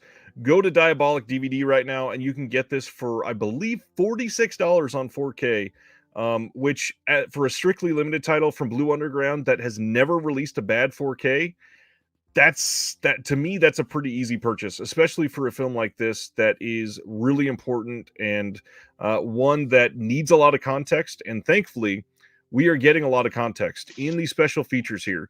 The first 2 discs, if you get the 4K version, those are both 4Ks. We get the English version, which is 123 minutes, the Italian version, which is 136 minutes, and then the Blu-ray discs. We have The Importance of Shocking, a feature-length documentary by the director Andrea Bettinetti, which is 94 minutes long. The Godfathers of Mondo, a documentary by director David Gregory, which is 89 minutes long. Goodbye, Cruel Mondo, interviews with the writers and directors on this, which is 20 minutes long. Behind the Scenes, which is 50 minutes long. Mondo Mercenaries, an interview with the academic Mark Goodall, which is probably going to be incredible. That's 27 minutes. Interview with Professor Matthew J. Smith for 20 minutes. That one is covering abjection under authoritarianism. Incredible. And then after all of that, you're also getting the original motion picture soundtrack CD as a bonus, plus a collectible booklet with the new essay by Dan Madigan. This is a wildly stacked release for this. I understand that people are, on budgets, and it's not always convenient to shell out a certain amount of money, but I mean, this is pretty stacked. I mean, it's I don't think that they can really be accused of overcharging in this context. And yeah, like you said, there's going to be options to be able to get a little bit cheaper too, so that's also a good thing. Man, so many comments coming in about this one. Diabolic 4K for $46.99 or $32.99 on Blu-ray. That's not bad. They put a lot into this release. They put a hell of a lot into this release. So I agree. Very glad this will be out there. It's important. It's also just a heads up. a lot of the phrases being thrown around about this are very accurate. It is shocking if you're not ready or willing to go into it. Just keep in mind that the most shocking thing about it is a lot of stuff that's in this was inspired by actual events and actual treatment of people. And yeah, just a heads up, this is an important one. Next release is The Book of Clarence, starring Lakeith Stanfield, which I love everything he's done. That's coming out soon on Blu-ray from Sony. This was last year's film, and I have a feeling Troy has probably not seen this one either, just like me. I have not seen it, but I do love Lakeith Stanfield, based on Atlanta, which is a series I greatly enjoy. I was gonna say, have you seen Atlanta? Because man, Yeah. he was a revelation in that movie from episode one, or movie in that series from episode one. Well, I can't remember the name of the character. I wish you may remember. I don't know, but there was an episode. It's one of the creepiest things I've ever seen on television, and it's a Teddy comedy Perkins. series. Teddy Perkins, yes. If you haven't seen Teddy Perkins, I always tell people, you don't have to have seen the whole series in order to appreciate this episode. If you don't feel like watching the whole thing, just find a Teddy Perkins episode and watch that and get back to me. That is something. I felt so bad for him in that episode. I was just very uncomfortable the whole way through, in the best sense of the term. I loved that episode dearly. On one of the other podcasts that I host, The Incinerator, we did an episode on Atlanta episodes, and it was one of the most fun things to discuss the different amounts of the way that episodes from Atlanta can affect people based on your own personal experiences or just how you perceive an episode. That show, I think, is going to be something people discover for the next 10 or 15 years and go, holy shit, how did we not appreciate this more in the time that it was coming out? Because that thing is a masterpiece through and through. Yeah. Next up is a book, which we don't normally talk about a lot, but this is a pretty important one. Coming this fall, and we don't have a date yet, although Amazon is saying it ships in August. We'll see if that is accurate. From PM Press, Revolution in 35 millimeters, Political Violence and Resistance in Cinema, from the art house to the grindhouse, 1960 to 1990. This is coming out, edited by Andrew Nett and Sam Deegan, a name that you've heard on here many, many times. On this, we got 12 contributors, including Robert Skvarla, Annie Rose, Malamet, Uday Bhatia, Mike White, Christos Tsiolakis, I probably said that wrong, Michael A. Gonzalez, Matthew Kowalski, Emma Westwood, Kimberly Lindbergh, Scott Anberg, Lee Broughton, and Charles Perks. This is a book that's been in the works for a long time, literally a couple of years. I immediately am going to be purchasing this soon. I cannot wait to get this in. I had Sam on to talk about Protest Cinema as she was working on this literally more than a year ago. It's been probably about 18 months at this point, actually. And I can't imagine that this being anything other than a masterpiece. This book is probably going to be incredible. Looks impressive. Looks like it took a lot of work, too. I'm sure it did. Next up, February 27th, another animation film that Troy will love on 4K and Blu-ray from Universal is Migration. I actually did see this late last year, and it was surprisingly good. I'll just say that much. It looks like no special features, but a surprisingly funny movie. Next up is one that I've not seen at all, Colt 45. The complete series is coming to Blu-ray from Warner Archive on March 12th. It's going to be a 10-disc, 67-episode set. Were you ever a Colt 45 person, sir? No, before my time. I kind of figured. Let's just keep going then. Next up, we got some details on some keynote releases. The first, March 12th, The President's Analyst from 1967. This one's getting a new audio commentary by Julie Kurgo and Peter Henkoff. And there is a archival commentary by Mr. Tim Lucas on this one as well. And we talked about this one the first time it got announced. But since you weren't here, are you familiar with The President's Analyst? Oh, yeah, it's a wonderful film. It's a great satire, well worth seeing. James Coburn's always delightful, and very happy to see Julie Kurgo involved in this and in more releases. She's a very sweet lady. She knows her stuff. Somebody I'm very fond of on a personal level, and I have a great deal of respect for her work as well. So glad that she's in on this release. Nice. And then the next one, also March 12th, The Lincoln Conspiracy. This one has a new commentary by the director James L. Conway, moderated by a friend of mine, Howard S. Berger. Any thoughts on The Lincoln Conspiracy? Never seen it. Never seen it. Same here. Craig from Deaf Crocodile says, we could probably just have a show of just Kino announcements. This is true. They announce a lot of movies. Next one. Speaking of Kino, they are re-releasing, so nothing new on these. Death Rides a Horse, The Lion in Winter, A Fistful of Dynamite, and The Long Riders. These are all coming on March 12th. And a heads up, if you did not hear the news, I think we talked about it about a month ago, but A Fistful of Dynamite had been announced as coming on 4K. That had to be canceled. They also canceled the 4K of Charlie Varick, or Varick, however you say it. There was Varick, that's what I thought. There's some legal problem with that one that they couldn't do it, but Fistful, they've never said the reason for why they had to cancel it. So I'm curious what happened there, but it is coming back out on Blu-ray from Kino. Any of these four that you want to give a special shout out to? Oh, they're all fine films. I mean, I love Fist. I prefer the title "Duck You Sucker," even though it's nonsensical. Yeah. But Fistful of Dynamite is what they're calling it. Is a wonderful film. I wish I knew why the 4K was canceled, because we've been getting nice upgrades on Leone's other films, and this one is probably his most underrated film. I don't tend to use that word too much because it's used so much it doesn't mean anything. But that one, I think, tends to really kind of get the short shrift by a lot of people. I like it a lot. Death Rides a Horse is a great Italian Western. I mentioned before, directed by Giulia Petroni, John Philip Law, and Lee Van Cleef. It actually might be my favorite of Van Cleef's movies that he did in Italy, where he was the star, as opposed to being second fiddle. Right. And Lion Winter is fantastic too. I mean, that's a great film to watch around Christmas time, but it's also it's a great acting showcase. Peter O'Toole and Katharine Hepburn at their best, and then you have people like Anthony Hopkins in his first film, and Timothy Dalton in either his first or one of his very first films. And yeah, it's just a terrific film. And Long Riders is great too. I mean, there's not a dud in that batch.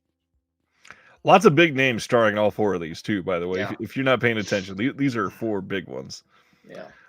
And then finally this week, January 30th, very, very soon, Decal and Neon are working together to put out a BDR, so a burned Blu-ray of Eileen from last year, from 2023. This is the one with Thomasin McKenzie and Anne Hathaway. And I've heard this is a great film. I'm kind of surprised it's only getting a BDR. I guess I could see it probably will not sell super great, but still kind of sucks. It's a good new movie. We should get a decent press release of it. You would think so. And yet, here we are. That's it for the week. And after we go over those, we normally talk about what is coming out next week, just in case you forgot. And next week starts some big ones again. Kino with the 4K of Kindergarten Cop, which I watched Kindergarten Cop with my kids last night. And man, was that movie crazier than I remember. Thinner from Scream Factory releasing next week. Jennifer 8 as well. The Chantal Akerman Masterpieces collection from Criterion. Following that, we've got a standard release of Curse of the Dog God and the Inferno from Mondo Macabro. And triplets of Belleville already. We've got the indicator titles, including Jinnah with Christopher Lee, which was one that people were very excited to see announced.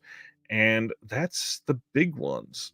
Any of these first handful of titles that excite you there at all, Troy?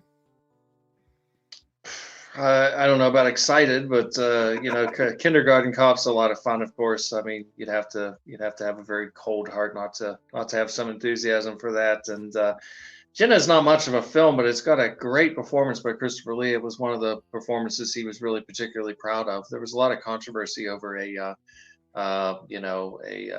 Anglo-Saxon actor playing that part for obvious reasons, but it's done with great reverence, and he plays it beautifully.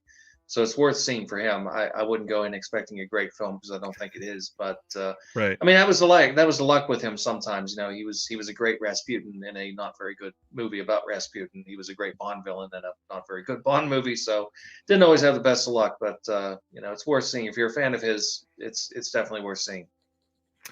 That is exciting, and one that I believe has been fairly hard to find, right, for a while. Yeah, it didn't get much of a release altogether, and then there was kind of a crappy overseas DVD, as I recall, and yeah, it's never really had much in the way of exposure. So that's nice. I'm glad that they're putting it out, and more people have an opportunity to see it and appreciate how good he is in it. And speaking of Christopher Lee, now that we're done with announcements, it's time to discuss a collaborator of Mr. Christopher Lee, Peter Cushing, which I've seen some from, but nowhere near enough. So I'm eager to hold your hand and to dive into this filmography because it's for actors like Cushing and Christopher Lee and uh, some of the other big ones that were kind of all over the map and got big and lasted for quite some time. It's hard to be, if you want to do it the right way and really dive in a way where you're not turned off at first. It's hard to know where to start, hard to know what were the big ones that were appreciated, what are the fun ones that are underrated. So first off, an intro to Mr. Cushing. What can you share with us? Oh, where to begin? I mean, he was an actor who got his start in films, actually in Hollywood in 1939. He went out to Hollywood in order to try and get a career going in films. Very first film he was in was Man in the Iron Mask, directed by James Whale, which is funny because nearly 20 years later, he finds himself starring in a film, Curse of Frankenstein, which is often described erroneously, but is often described as a remake of James Whale's Frankenstein from 1931. It's a very different interpretation of Mary Shelley's book, of course. But funnily enough, yes, his very first job out the gate was being directed by James Whale, who also directed him in another film. And I think it was actually Whale's last completed feature film called They Dare Not Love a couple years later.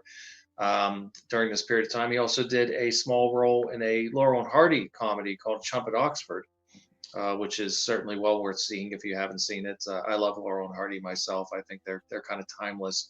Their comedies are still very, very funny, and it's funny seeing him acting opposite them. But like a lot of Englishmen abroad during that time, the war came about. He decided to go back and try to pitch into the war effort. Didn't get anywhere with that because he had some injuries when he was a younger man, in playing football and so forth. So he got involved in the kind of morale boosting, the ENSA part of the entertainment industry, where they kind of get together and entertain the troops with performances and so forth. He became a big star in the 1950s on television. He was a huge star on British television.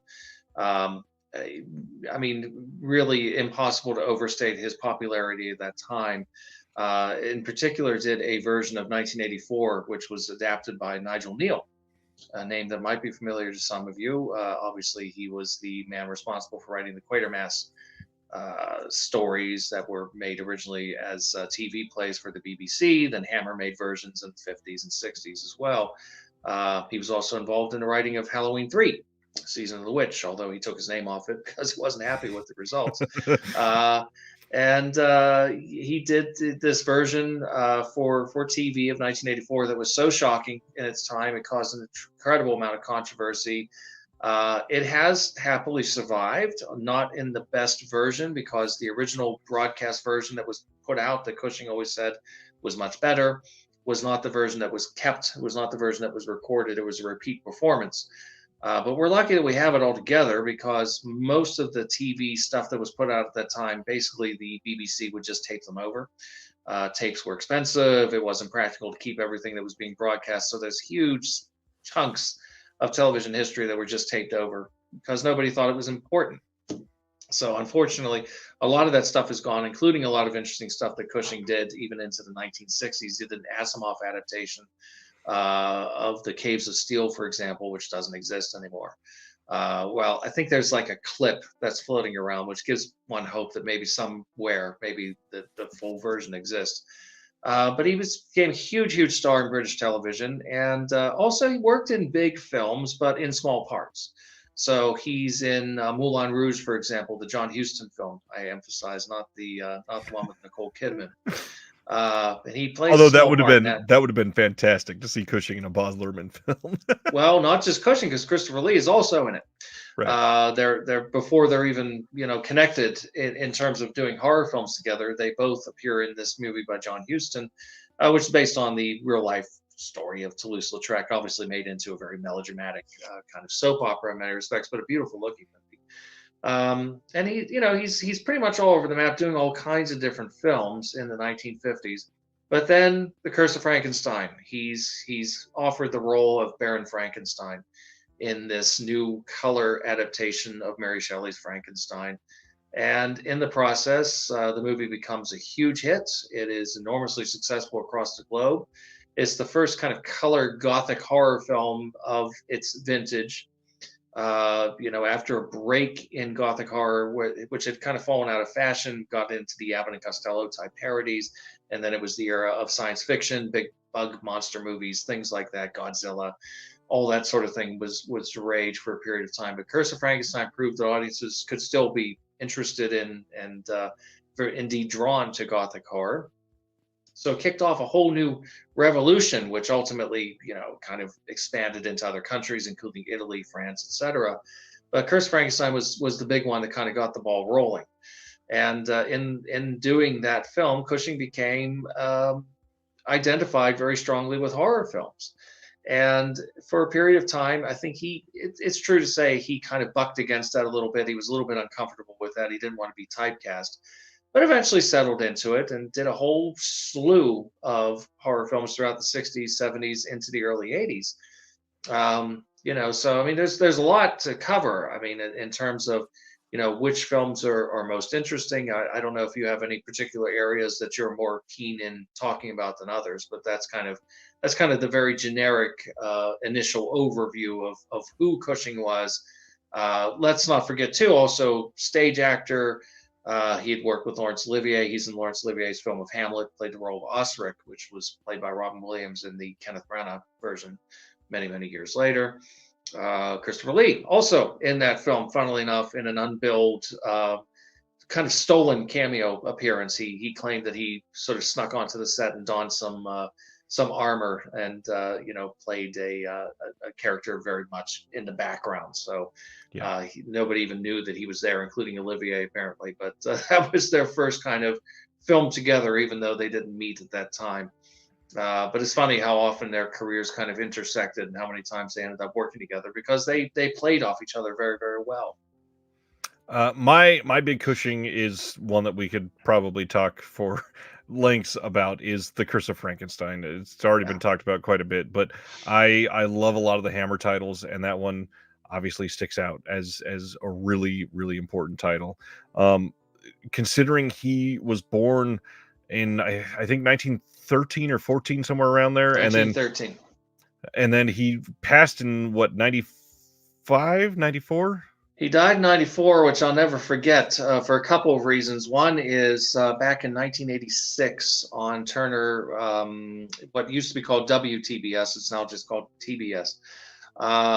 They used to have a program on, I don't know if it was Saturday mornings or Sunday mornings, probably Saturday mornings, where a local kind of film critic named Bill Tush hosted movies, and they ran Frankenstein Must Be Destroyed.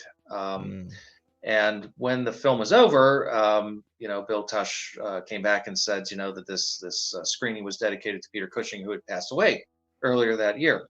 I was 9 years old, and Peter Cushing was already one of my favorites and one of my sort of childhood heroes. And I was very sad to hear this. Oh, it was terrible.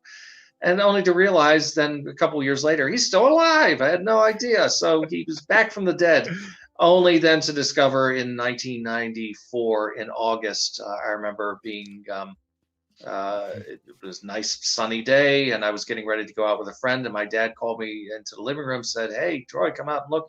And as soon as I came out, I knew it was bad because on the Channel 4 news, there was a clip of the end of the original Hammer Dracula. And I thought, oh boy, one of them's dead.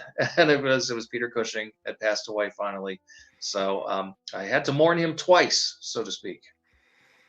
That seems apt for somebody like Cushing, who had a few comebacks and lots of different eras of his life dedicated Yeah. to different types of films. Do you remember the first Cushing film that you got to see? I was afraid you were going to ask me that. I hear people sometimes talking about, I remember seeing this movie when I was 2 years old or 3 years old, and I think, you're full of shit. Nobody remembers that far back. Um, I can go back at least to 1982 when I was 5 years old, and I can remember being excited to see certain films at that time. I can't swear to anything before that. They're all kind of muddled together, and honest to God, I can tell you that from the time I was just a very small child, I have very vivid memories of being a fan of Peter Cushing, Christopher Lee, Boris Karloff, Bela Lugosi, Basil Rathbone. So I don't have a particular one that I can say this was the one. I don't remember that. I would say it might have been maybe The Mummy. It might have been Dracula AD 1972. It could have been Frankenstein Must Be Destroyed. I'm not entirely sure. I know I saw those ones when I was very, very young. Is there a film that maybe not one that he necessarily said was his best, but that you look at and say this is like the perfect Cushing performance? I think his finest film work. Obviously, I can't assess his theater work for obvious reasons, and television is a different thing. And there's a lot of work there that's gone. We can't see. But I think his best film work was Frankenstein Must Be Destroyed. Largely because it takes the Cushing persona and subverts it in such an interesting way, kind of similar to what Vincent Price does in Witchfinder General, where you take this image of the perfect Victorian gentleman with impeccable manners, very much a dandy, never a hair out of place, immaculately dressed and everything else, and just turns him into a thoroughgoing bastard. Now he is terrible, not terrible in his acting, but terrible as a character in The Curse of Frankenstein as well. And it's funny because a lot of people, because they love Cushing so much, they tend to act as if he was always such a lovable character on screen. Actually, played quite a few villains. Yeah. And Cushing himself, I don't know if he always said this or if it was in later years when he kind of became very sort of spiritual and very religious. He always tried to act as if Baron Frankenstein was this kind of progressive, kind of a medical pioneer, and he was in it for the good of humanity. It really wasn't. I mean, for the most part, and a couple of the Frankenstein films try to regard these films as a continuity is impossible. They don't link together for the most part. There are some that do, but if you try and look at them all as a continuous, it doesn't work at all. So there are a couple where he's more heroic than others. But in other ones, he's really nasty. He was nasty in Curse of Frankenstein. He's even nastier in Frankenstein Must Be Destroyed. He is remarkably unpleasant in that movie, but he has so many brilliant scenes in that. Especially, there's a great scene where he's in sort of disguise. He's changed his name and he's on the run from the authorities, and he overhears some stuffed shirts that are staying in the same place that he's staying at, same boarding house, talking about him, not realizing he's in the room, and then he just proceeds to eviscerate them verbally without even raising his voice. It's an amazing scene, very, very funny, but also just, again, an indicator of what an absolutely brilliant actor he was. Uh, it's been, we've been talking about this for almost 15 minutes, and nobody said the word Star Wars yet, which is a good thing. But it's obviously that's probably the film that he's been in that's been seen by the most people, most likely. Other than Star Wars, what do you think he made the biggest impact with? What do you think is his output that the most people, had something personal attached to it? I mean, Star Wars is obviously the big one, which, funnily enough, did nothing for his career. I think there are reasons for that, but I mean, if you look at his filmography after that, it didn't do anything for him, Yeah. honestly, which is kind of surprising in some respects. Curse of Frankenstein, in terms of his film work, undoubtedly was the big one, no Yeah. question about that. And in terms of his reputation in Great Britain as a number one TV draw, like seriously, people would leave the pubs and go home early to watch TV if they heard Peter Cushing was in a play. Would be 1984, which was a very, very big deal at that time. And one of the other things that he was known for is he had a lot of great co-stars. Obviously, we talked Hmm. about with Christopher Lee and some other big names that he played with multiple times. Yeah. Which do you think was maybe his best pairing? Was it Christopher Lee, or was there somebody else that you love to see him with? Oh, Lee, without a doubt. I mean, he worked with Vincent Price a couple of times, Yeah. but No. Christopher Lee was the perfect. They just complemented each other beautifully because they're very different actors. Cushing was very fussy. He had a lot of mannerisms that you could always count on. The finger and slicking back his hair in moments of stress, rubbing his. He did these. He was a very busy actor. Christopher Lee was very still, very minimalist. Christopher Lee was a pure film actor, which I think means that his performances in general tend to be more naturalistic, whereas Cushing was a theater actor. So sometimes he needed to be reined in a little bit. He could be slightly theatrical. But they just, he was very jittery, very nervous, always constantly moving around, notorious for always fiddling with props, always bringing props into scenes, whereas Lee was very still. But whenever he would leap into action, it had that much more impact because he was kind of conserving it. So they worked beautifully together. They got along very well too. They were friends. They weren't best friends in a way that some people make it out to be, like, they didn't go to barbecues together. They didn't hang out in each other's basements and shoot the breeze. But they were friends. They had mutual respect for each other and certainly worked together on a number of films. I mean, again, going all the way back to accidental pairings in things like Hamlet, Moulin Rouge, through all these films that went through really into technically even the 90s, because the last thing that Cushing did was co-recording a narration for Flesh and Blood, a documentary about Hammer, which he and Christopher Lee narrated. It was the last thing Cushing did. He was literally dying when he did that. Jeez. In very, very bad shape. So, but in terms of films, all the films at Hammer, all the stuff at Amicus, things like The House of Drip Blood, oddball films like Scream and Scream Again, which I'm very fond of. And their last kind of big screen kind of jaunt, also bringing in Vincent Price and John Carradine, House of Long Shadows. That was House of Long Shadows, and one more that I was going to bring up. What do you think of Horror Express? That's my favorite of their pairings. I don't think it's a better film or even as good a film as like the original Dracula or The Mummy, for example. But in terms of, it's the best example of them playing off each other. It's the only film that really gives them an opportunity the whole way through to really play off each other. Yes. It's so much fun. They're on the same side, but they're kind of antagonistic towards each other at first. It's, again, taking Christopher Lee's image as being sort of slightly stuffy and pompous and humorless and everything, and turning it on his head so that he's very sort of frigid and unapproachable and unsympathetic at first, but then he becomes a full-fledged like action hero at the end. He's fantastic in that film. And Cushing is just so much fun with his impish sense of humor and so forth. It's tremendously entertaining. I could watch that movie every year for the rest of my life. I'm so glad you agree. This is one that I wouldn't say it's like an exploited title on home video, but it's one. Shit. Is the phone about to die?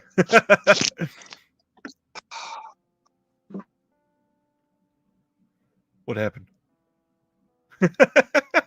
Anyways, I'll continue on Horror Express while we try to find Troy again. Don't know what just happened. Horror Express is one that's not been like exploited on home video, but it has lots of releases. So I feel like a lot of people have had a chance to be able to watch those. If you've not seen Horror Express, you can get it. I believe Arrow even had a release quite a few years ago, and then there was Scorpion or somebody else that put it out in the US. It's definitely been out there. The big thing that Troy and I are going to talk about in just a moment when we get Troy back is the recent Severin release of Cushing Curiosities. This is a 6-disc box set that is now shipping. This one just started coming out fairly recently. I think people have been getting this in for like a month now. I think this was shipping right after the Black Friday sale. And there is a lot in this. There are 5 feature films, 6 of the BBC teleplays that Troy was just talking about, a 200-page book, and 16 plus hours of special features. There are commentaries on almost everything. There is a lot of love in this with it doesn't look like Emmanuel is taking a photo of Ryan. Jeez. A lot of love in this with Kevin Lyons and Jonathan Rigby. That's the other name I was looking for. And we also have the Sherlock Holmes release in this. Is supposed to be great. I don't have this one in yet, but I'm eager to get it. There's Troy again. Hello. I apologize. I was using my phone and I did not realize we were going to have such a long pre-game, and my phone ended up dying on me. So You're okay. It was really funny timing because I heard shit, and then it was like falling from your face, and then it died right then. no, I knew it was coming. I just I had no way to prevent it from happening. Well, Cushing Curiosities. In this, I just started talking about it to waste a little time before you come back.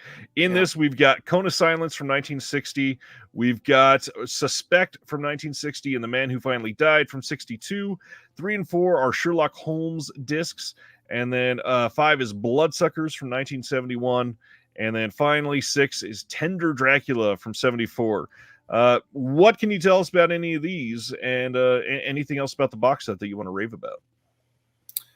Well, I think the big thing I'd like to rave about is the book. You can't even call it a booklet. I mean, that's inaccurate. It's a book that Jonathan Rigby put together, which is fantastic, and I would say it's the best thing that's been written about Peter Cushing thus far. Most of the biographies that have, well, all of the biographies that have been written about him fall into this trap of kind of trying to make him into St. Peter. He was, by all accounts, a lovely guy and extremely professional and everything, but he had his quirks and he had his flaws, and there were things that kind of go against the image of his sort of squeaky clean image, and Jonathan Rigby kind of wrestles with the peculiarities of his personality in this book. This is a man who in many respects was kind of a Peter Pan in many respects. He was a little bit of a child in some regards, and not exactly always as squeaky clean as some people make him out to be. Not to take anything away from him, that's just reality of what he is. And kind of trying to analyze, why his career went the way that it did and why he didn't have more success in certain areas and so forth and so on.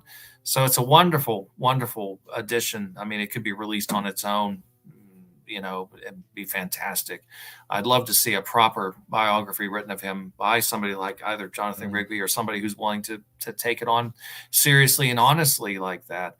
So that would be the first thing I'd say. The other thing is that all these films, they're not on the same tier. They're not all the same quality, but I'm just so glad to see them all released. Cone of Silence is a really good movie with a very good cast. You've got George Sanders, Andre Morel, Michael Craig, Charles Tingwell, Noel Willman, lots of really familiar faces, especially if you're into the Hammer films. You're going to recognize a lot of these actors. And I would say he explores Cushing's Curiosities. It's a really good, and Bernard Lee, too, who was M in the James Bond films for many years. It's a really good sort of suspense drama, and Cushing plays a thoroughly unpleasant character in it. So another example of him not always being the nice guy on screen. Suspect is a great movie. It's a little B movie, a little sort of cheap thing that the Bolting brothers threw together, to sort of demonstrate the ability to make a low budget programmer with high quality. So you've got Peter Cushing, Donald Pleasance, Ian Bannon, who steals the show, and lots of really good actors in that film, and a really gripping narrative. Even as the British comedian Spike Milligan in it as well. He has some amusing bits in that film. And Thorley Walters, who's a familiar face from a lot of Hammer films, he's in it too. So that one I recommend very highly.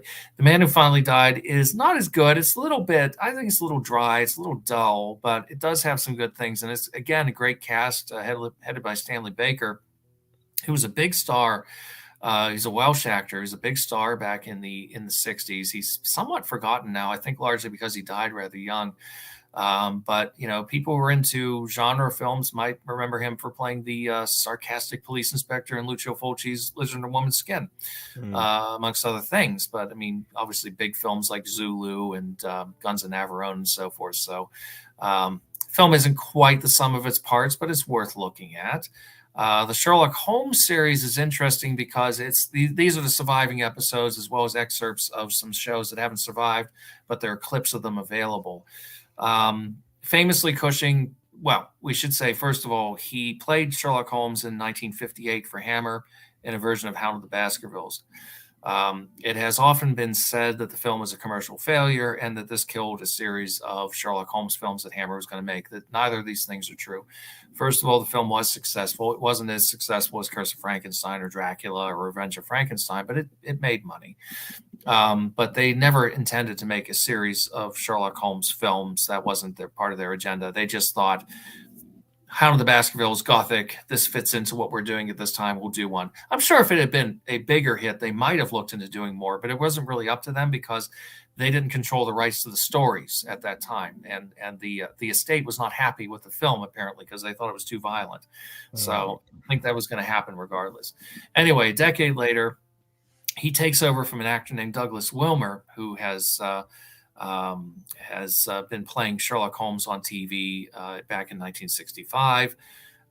He had a miserable experience making the series, and Cushing similarly had a miserable experience because he'd been promised all kinds of rehearsal time and opportunities to do things properly, and the whole thing was just chaos. It was a very, ill-prepared, and Cushing always said, I don't see myself doing my best work in this series. I see an actor who's just desperately trying to spit his lines out without screwing them up. And as a matter of fact, he does flub a few, which tells you something. He's an immaculate actor, but given the way that the series was put together, it's not surprising that it's a little rough around the edges. If this were Cushing's only kind of go at Sherlock Holmes, I wouldn't say that he would rank as one of my favorites in the character. He's fine in the series, but it's not his best work. His work in The Hound of the Baskervilles for Hammer, on the other hand, is fantastic. It really kind of paves the way for what Jeremy Brett did later on in the 80s and 90s with his portrayal of Holmes, which is fairly definitive. So these are interesting curiosities. They're a little rough around the edges, but, they're well worth taking a look at. Speaking of rough around the edges, Bloodsuckers. Yeah. Well, it's got a 10-minute orgy sequence in it. Cushing's not in the orgy sequence, I hasten to add. The most shocking thing you're ever going to see Cushing do on film is in a movie he did from 60. Well, he shot in 67. It came out in 68 called Corruption, where there's a continental version, which is on the Blu-ray versions, where he wrestles around with a naked prostitute and spreads stage blood all over her exposed breasts. Many Cushing fans needed their fainting couches for that one. The gentlemen are doing such a thing. Bloodsuckers is a really weird film. It's a mess. It's not surprising it's a mess because it really wasn't finished. It was a troubled production. There are a lot of stories about it. A lot of things have been said that the money ran out, and other people have denied that this is true. But ultimately what we've got is a movie that is in sorely unfinished condition. So the whole first third of the movie is very choppy, makes it very difficult to get into. It's an absolute mess up front, but if you stick with it, it gets better as it goes on. It's got some interesting stuff in it. Cushing doesn't have a lot to do, but he's got a great scene at the end. Which is definitely well worth seeing. And it's got a great cameo by Edward Woodward, who is fantastic as a sort of expert on vampirism. He's got some very funny lines, and it's almost worth watching just for him. It's an interesting film. It's never looked this good before. I can tell you the release that Severin put together for this is pretty extraordinary. And it's got a great commentary by Jonathan Rigby and Kevin Lyons, who, again, I aspire to that level of quality of what they do and what they bring to these releases. So it's a great example of taking a movie that has suffered a lot in terms of being badly regarded down through the years and being put together now in an edition that at least makes it possible to appreciate it and see what it was trying to do. I love that as they introduce this, they say it can be reevaluated as the longest version ever assembled. Obviously, they skirt around. Is it complete? No, because it never was. Not really, no, but it is the longest version because that orgy scene I mentioned was cut, which, let's be honest, was for the best. But, it's there now, and it does make it, I believe, the only Peter Cushing film with full frontal nudity. Again, with the Cushing finger, not from the man himself, though. Tender Dracula. That's an oddball film too, which I appreciate more now, actually having seen this beautiful Blu-ray presentation. It's a movie that's it's a little misleading. There's a question as to whether, is he actually even a vampire in the film? It's unclear. We can interpret it as he's a real vampire, or he may not be. He's just a crackpot horror film star who identifies too closely with his role. The film has some interesting kind of meta kind of flourishes, which almost in a way kind of makes it comparable for him to say like Theater of Blood for Vincent Price, where it's almost a little bit of celebration of Cushing the actor in terms of, we see the character McGregor, who he plays as a horror film star, and he's got scrapbooks with photos. We can see pictures of Cushing at various different stages in his career and so forth. He has some lovely scenes in the film with Alida Valli, the wonderful Italian actress who had been in The Third Man, but also in things like Lisa and the Devil and Suspiria. And their scenes are really, really good. But there's also a lot of other sort of French farce material with other actors, which isn't nearly as interesting or engaging. But if you watch the film, this is one of those ones where you kind of want to toggle back and forth. The Cushing Valley scenes, watch them in English because it's got their voices. But the other scenes with the French actors, you're probably better off watching those scenes in French. They're still not very funny, but at least they're better than the English language dubs on those actors. Interesting. And again, Troy just brought up Jonathan Rigby and Kevin Lyons, but they are literally all over the set. Jonathan Rigby especially is one that I always like listening to, not to take away from Kevin Lyons. Just something about Jonathan Rigby is just magnetic and just so educational. I'm dying to see stuff from the set. I definitely need to pick it up eventually. Yeah, it's well worth buying. It's worth it. I mean, again, what did they have it marked down to $95? That's a good deal for what you're getting with all those films and plus that book. I mean, it's really beautifully put together. So it has my highest recommendation. The crazy thing is, I think the release from Amazon comes with the book as well, and the link for that's in the description below. It's even cheaper on Amazon. It's like $72 right now. That's a damn good deal. So I would check that out. Link is in the description. Cushing has done so much over the years. Two like what if questions for you. We talked about who was your favorite that he was with. Who did he never star with that you would have loved to have seen him do something with from around that time? Surprisingly, never crossed paths professionally, and I don't even know if personally with Boris Karloff. I would have liked to have seen that. Basil Rathbone very nearly happened, which would have been wonderful. We would have had two of the very best Sherlock Holmeses. Well, the two best Sherlock Holmeses of the big screen up until that time. They were supposed to be in a movie together called The Blood Beast Terror, which is the infamous killer moth movie, giant killer moth movie, which is better than you might think based on that description. Or maybe not as good either, depending on your point of view. Basil Rathbone was supposed to have played the mad scientist in that film, but unfortunately he passed away. He had just come back from doing a very strange film in Mexico with Cameron Mitchell and John Carradine called Autopsy for a Ghost.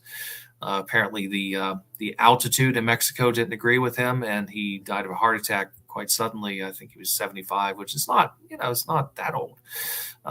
So he was gearing up to do this movie in England with Peter Cushing, and that would have been a joy to have seen that. So either one of those guys, I would have loved to have seen him sharing a screen with them.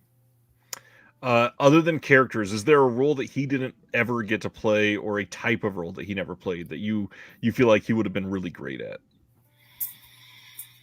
I think it would have been interesting to have seen him in the James Bond universe in some capacity. I think he could have played a villain very effectively. If we look at the films, what villain would he have been good for? The only one that I can think of that, certainly he could have done and was, took place during his time when he was still active and so forth. He would have been good as Stromberg in The Spy Who Loved Me. I think he would have been good for that. Not to take anything away from Kurt Jurgens, he was great, but I think Cushing would have been, or alternatively, after Bernard Lee stepped down as M, he would have been a good M as well. So I think in something like that would have been interesting. I would have liked to have seen him doing something like that. It's pretty well known that he turned out, his agent turned down Halloween. He was offered the role of Dr. Loomis. I only just saw this recently. Somebody was saying, he turned it down. He couldn't do it because he was working on Star Wars. Star Wars was shot 2 years before Halloween. He shot his scenes, I believe, in a week, in all of a week in May of 1976, I believe. Halloween was shot in the spring of 1978, so I think he could have slotted it in. But his agent thought that the film wasn't worthy of his time. I think if Cushing would have gotten the offer directly, he probably would have done it. And he would have been good. I mean, I have no reason to doubt that he would have been good, but his health would have only permitted him to have done the first film and the second film. He wouldn't have been available for the later ones. Christopher Lee did turn it down because he really was trying to get away from that type of film. Right. He did apparently tell Deborah Hill, the producer, at a function, I think for Escape from New York, that it was a mistake. But he may have just been saying that to be nice, because honestly, I don't think he really wanted to get typecast again in horror films. And that's exactly what happened to Donald Pleasence after that. So the right guy got the part, though. Yeah, Donald Pleasence certainly embraced it after that. Well, I mean, he was what the English call a jobbing actor, as were Cushing and Lee. If the opportunity was there, if they could slot it into the schedule, they were happy to do it. They just love to work and go places and work on films. I mean, the thing about Cushing was how quintessentially English he was, and that he was very much unlike Christopher Lee, and indeed unlike Donald Pleasence. He was, reluctant to travel outside of England for years. That changed after his wife died in 1971, and he went into a complete sort of nervous breakdown very publicly, talked about being suicidal and everything else, which didn't do his career any good, I can assure you. I think that made a lot of people reluctant to hire him. I think that connects into some of the issues he had later on in his career, in terms of not getting bigger offers. I mean, Jonathan Rigby's talked about this as well, and other people have as well. I mean, this is pretty common knowledge that he suffered terribly after her death, and he kind of went into this real kind of deeply spiritual period, and he was very religious and so forth, which he never seemed to be prior to that. But during that period of time, it seemed as though, because he was just so desperately unhappy, he was willing to go wherever. So he started doing films he did a horror film in Florida called Shockwaves, for example. He famously broke a tooth on the flight on his way to do that film. Didn't want to do anything about it until he got back to England so he could see his own dentist. And the only thing he was really concerned about was getting a stack of buckwheats at the International House of Pancakes. So he was only too happy to go and do that. He did a film in Greece with Donald Pleasence called Land of the Minotaur, or The Devil's Men, which is a pretty terrible film, but he went to Germany and all these different places. But before his wife's death, he didn't really do that too much. He tended to stick pretty close to home. And so he made him the most, I think, quintessentially English of all the horror film stars. And English proper, indeed. A lot of his mannerisms, it feels very like somebody that would be called Lord or something back then. You mentioned his hair earlier. The way that he always caressed it just screamed English to me. Oh yeah, well, I mean, and of course it's true to say too, and obviously I speak from experience. He wore a wig or a hairpiece in a great many films, going back to the 19th, as indeed did Christopher Lee. Lee never acknowledged that. He tried to keep that secret, I think. But Cushing, would sometimes appear in films without his hairpiece. So sometimes you'll see him in movies where he has big bouffant of hair going on, and it's just a hairpiece. Whereas you see him in certain other films where he's au naturel, so to speak. So House of the Long Shadows, for example, we mentioned before, he's not augmented with anything there. You can see where his hairline was really at. So he was always he was always doing that sort of gesture of smoothing down the hair and so forth, maybe sometimes making sure that it was still there. I mean, he was very mannered, very fussy in some respects. There were times when that could get a little carried away. Maybe he needed to be sort of reined in ever so slightly. But he was a very, very versatile actor, an extremely gifted actor who, unfortunately, if you look at his filmography, from the beginning to the end, I think one of the reasons he was only too happy to stick with horror films after a certain point anyway was he realized that they were giving him better parts. Because most of the other films that he did outside of the horror genre, and I'm talking about films, I'm not talking theater or television, he had great opportunities in both of those. Although he didn't like doing theater very much, he didn't like the repetitious aspect of it. But in terms of films, he didn't get very good film roles other than his horror films for the most part. Like, he's in some good movies, Time Without Pity, a Joseph Losey noir that he's in. He doesn't have a very good part in it. And a lot of other things as well, with the exception of some things like Cash on Demand, Cone of Silence, and Suspect that we mentioned before. Those were really good parts. But for the most part, his real opportunities to shine came in these horror films. And, obviously made the very best of it and delivered some really fantastic performances. I mean, again, it's Baron Frankenstein, but also on the other side of the coin, Dr. Van Helsing in various Hammer films as well. And sometimes even just really adding a lot to characters that didn't have a lot on the page. I mean, if you look at a movie like The Mummy, there's not really a lot for him on the page, I don't think. But he really brings that character to life and does a lot with it. So, again, or a film like The Skull, which really rests heavily on his shoulders because so much of that movie is just following him around. It's a very thin movie in terms of plot, but the mood, the atmosphere is really fantastic. And Cushing does a beautiful job of carrying it. Are there, we'll say, like two deep cuts that maybe we've either mentioned or haven't mentioned at all, but something that, most of us have probably never seen that you would say, these are absolutely worth your time checking out. Even if you look at a couple of his biggest titles, these are like the second wave of you absolutely should follow up with a couple more. It's hard to say. I mean, deep cut, I don't know. There's certainly films that aren't as popular or performances, I should say, that don't get talked about as much. But I wouldn't say that they're films that aren't very well known. I mean, I think a really, really interesting performance of his is in Asylum, which is one of the Amicus anthologies he did. This was during this period, and Rigby talks about this in his book as well, this period of really intense, nakedly emotional performance he was giving after his wife died. Really, like, sometimes playing extremes of emotions. And in this character's case, he's playing a man who's grieving. So he's bringing a lot of that grief that he's feeling in his real life to the character. And it's a really oddly affecting performance in a segment that's not always spoken of terribly well. It's called The Weird Tailor, where he commissions Barry Morse to make a suit out of this very unusual fabric, and it turns out that it's to be used to bring his dead son back to life. Spoiler alert, but the movie is over 50 years old. It's a lovely performance from him in that. In terms of, I mean, on a different end of the spectrum in terms of playing, again, just a really nasty character.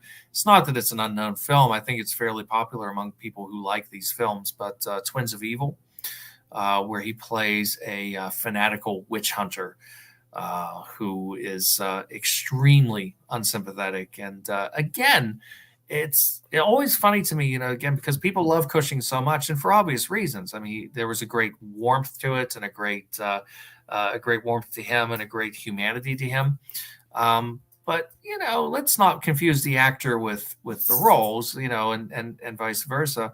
He was capable of playing really nasty, unpleasant characters, and I don't think it's necessary always to sort of say, "Oh, but he was doing it for a good guy." No, he wasn't. No, this was a pretty nasty character. So I like seeing him in something like that. Or Corruption, I mentioned before, is another one. I mean, it's not a movie I'm that crazy about, but boy, is he good in it.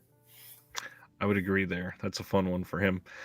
The Severin set, it is, by all accounts, everybody seems to be raving about it. I cannot wait to have it. I'm so glad that you wanted to advocate for it. And again, Rigby and Lyons clearly put their all into the set. They're such a huge part of it. And for Severin to bring we were just talking about deep cuts. Some of those are very deep cuts, and just to get them out there for people to be able to see, not to mention the rescued episodes.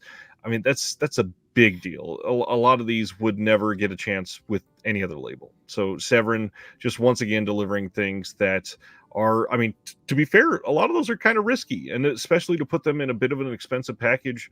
I really hope some people discover those and go all in on them, because they do incredible work. So I mean, really, Troy, just thank you for wanting to talk about Cushing. He's not somebody that gets a ton of love, and it's perfect time after what Severin did. So glad you suggested him.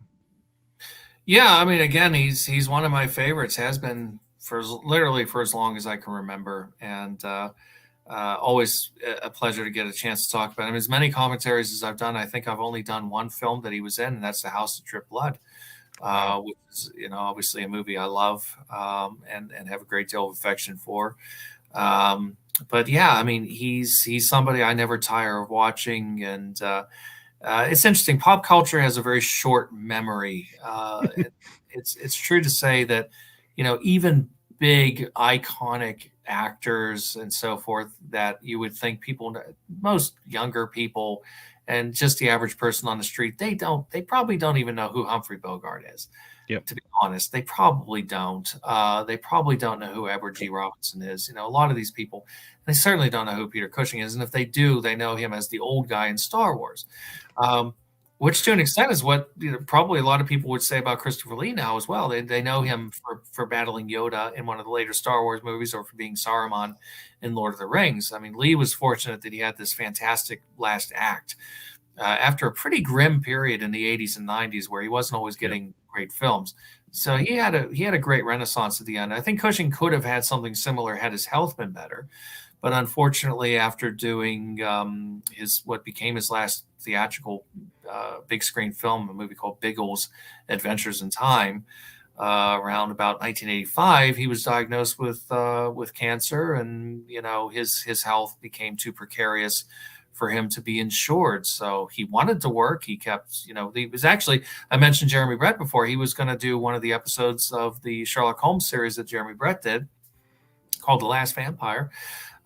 He ended up not being able to do it due to ill health. So, there you go. Unfortunately, he didn't have an opportunity to continue on acting into the 1990s. And I can still remember it very vividly when he passed away. I was,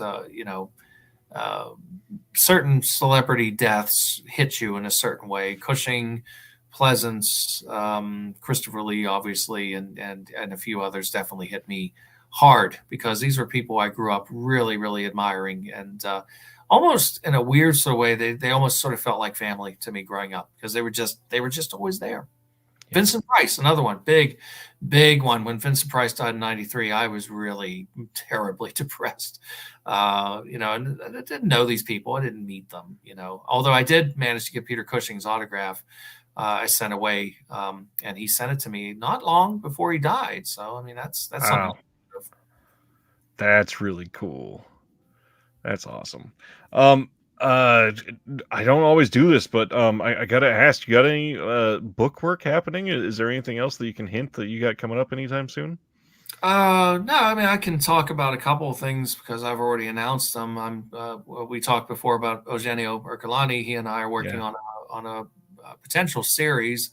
We're planning to make, at least a few volumes of these. It's called Unsung Heroes, which are going to focus on Italian filmmakers whose output wasn't especially prolific. So we're writing about 4 different directors, 2 and 2. He's writing about his grandfather, Giulio Petroni, and a director named Franco Rossetti. I'm writing about Massimo Dallamano and Vittorio Salerno. These are not household names, but it would be difficult to write a book about any of these people, just them, because Massimo Dallamano, for example, only directed 11 features. So that's difficult to sustain into a book. But if you put them all together, that's kind of the idea. So that's being worked on. I've written a book which is in the process of being edited about the German director Robert Siegel. Nice. He made a film called Lorien, which, if you haven't seen, I highly recommend. It's a really beautiful film. Really, I think one of the best German horror films ever made. And he's not had the career that he really deserved in many respects, but he's done some other interesting stuff. So, working with him, interviewing him very extensively and so forth, I've done this book. And I'm planning a book on the Italian director Alberto De Martino, who you may not be familiar with, but directed things like Blazing Magnum with Stuart Whitman and John Saxon, and The Antichrist with Mel Ferrer and Arthur Kennedy, and Holocaust 2000 with Kirk Douglas. So, yeah, I got that coming as well. Interesting. And then, I mean, fairly recently, you just put out your last one. Was it last or not? It was 2022, or was that 2023? Time is blurred so much. Time is blurred for me altogether. I'm lucky. I believe it was 2022 that Make Them Die Slowly came out, which is Umberto Lenzi, which, I was very, very pleased with the way that turned out. And I can talk about it here. I mean, I have no reason not to. I haven't announced it yet, but it's been a decade since I did the So Deadly, So Perverse books, which turned into a trilogy. It wasn't always intended to be that way, but all these years later, I'm mulling over the idea of doing another book, not part of that series, but another kind of a broader overview of the Giallo, not an encyclopedia type thing, but more kind of examining different trends and different styles of the films and assembling it slightly differently. So that's something I'm thinking about doing as well. Hopefully that's not going back to the same well too often, but I think it's been enough time. Well, I mean, after looking at the Make Them Die Slowly, I have to admit, and would say this to anybody, it's not just because you're here or anything. You're clearly just getting better and better with time. That book is astonishing, and it's one that people should be looking up. It's incredible. I had Troy on right around when it was coming out, and go back and watch that conversation. It's an incredible piece, and Lenzi keeps getting a lot of love on home video lately. So people that are falling for Lenzi, this is a good time to go pick up a supplemental piece, fulfill some of that context around some of these films, and just if you've enjoyed Troy for the last hour talking about Peter Cushing, there's a lot with Troy's work that you can dive into from commentaries, books, and lots of things to support Troy. So please go do that. I've enjoyed your work immensely. So it's an honor to have you here again tonight, sir. Well, thank you. I'm glad you said I'm getting better and better and not worse and worse. Although some might disagree. But yes, no, I appreciate it. And there's more Lenzi coming, by the way, as far as upgrades and things are concerned. I can't tell you what or from whom, but there is more coming.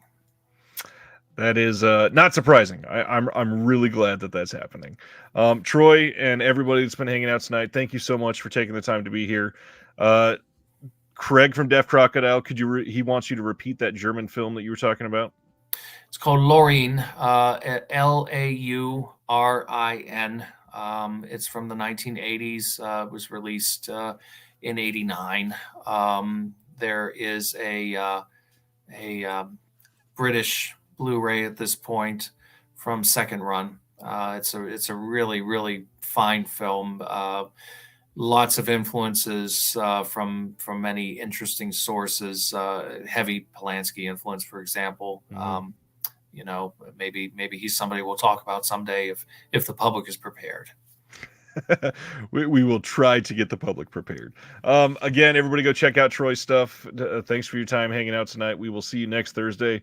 Troy, if you'll come back, I would be thrilled to have you back soon. Just ask me. I'm not hard to get a hold of. Have a good one, everybody. We'll see you next week.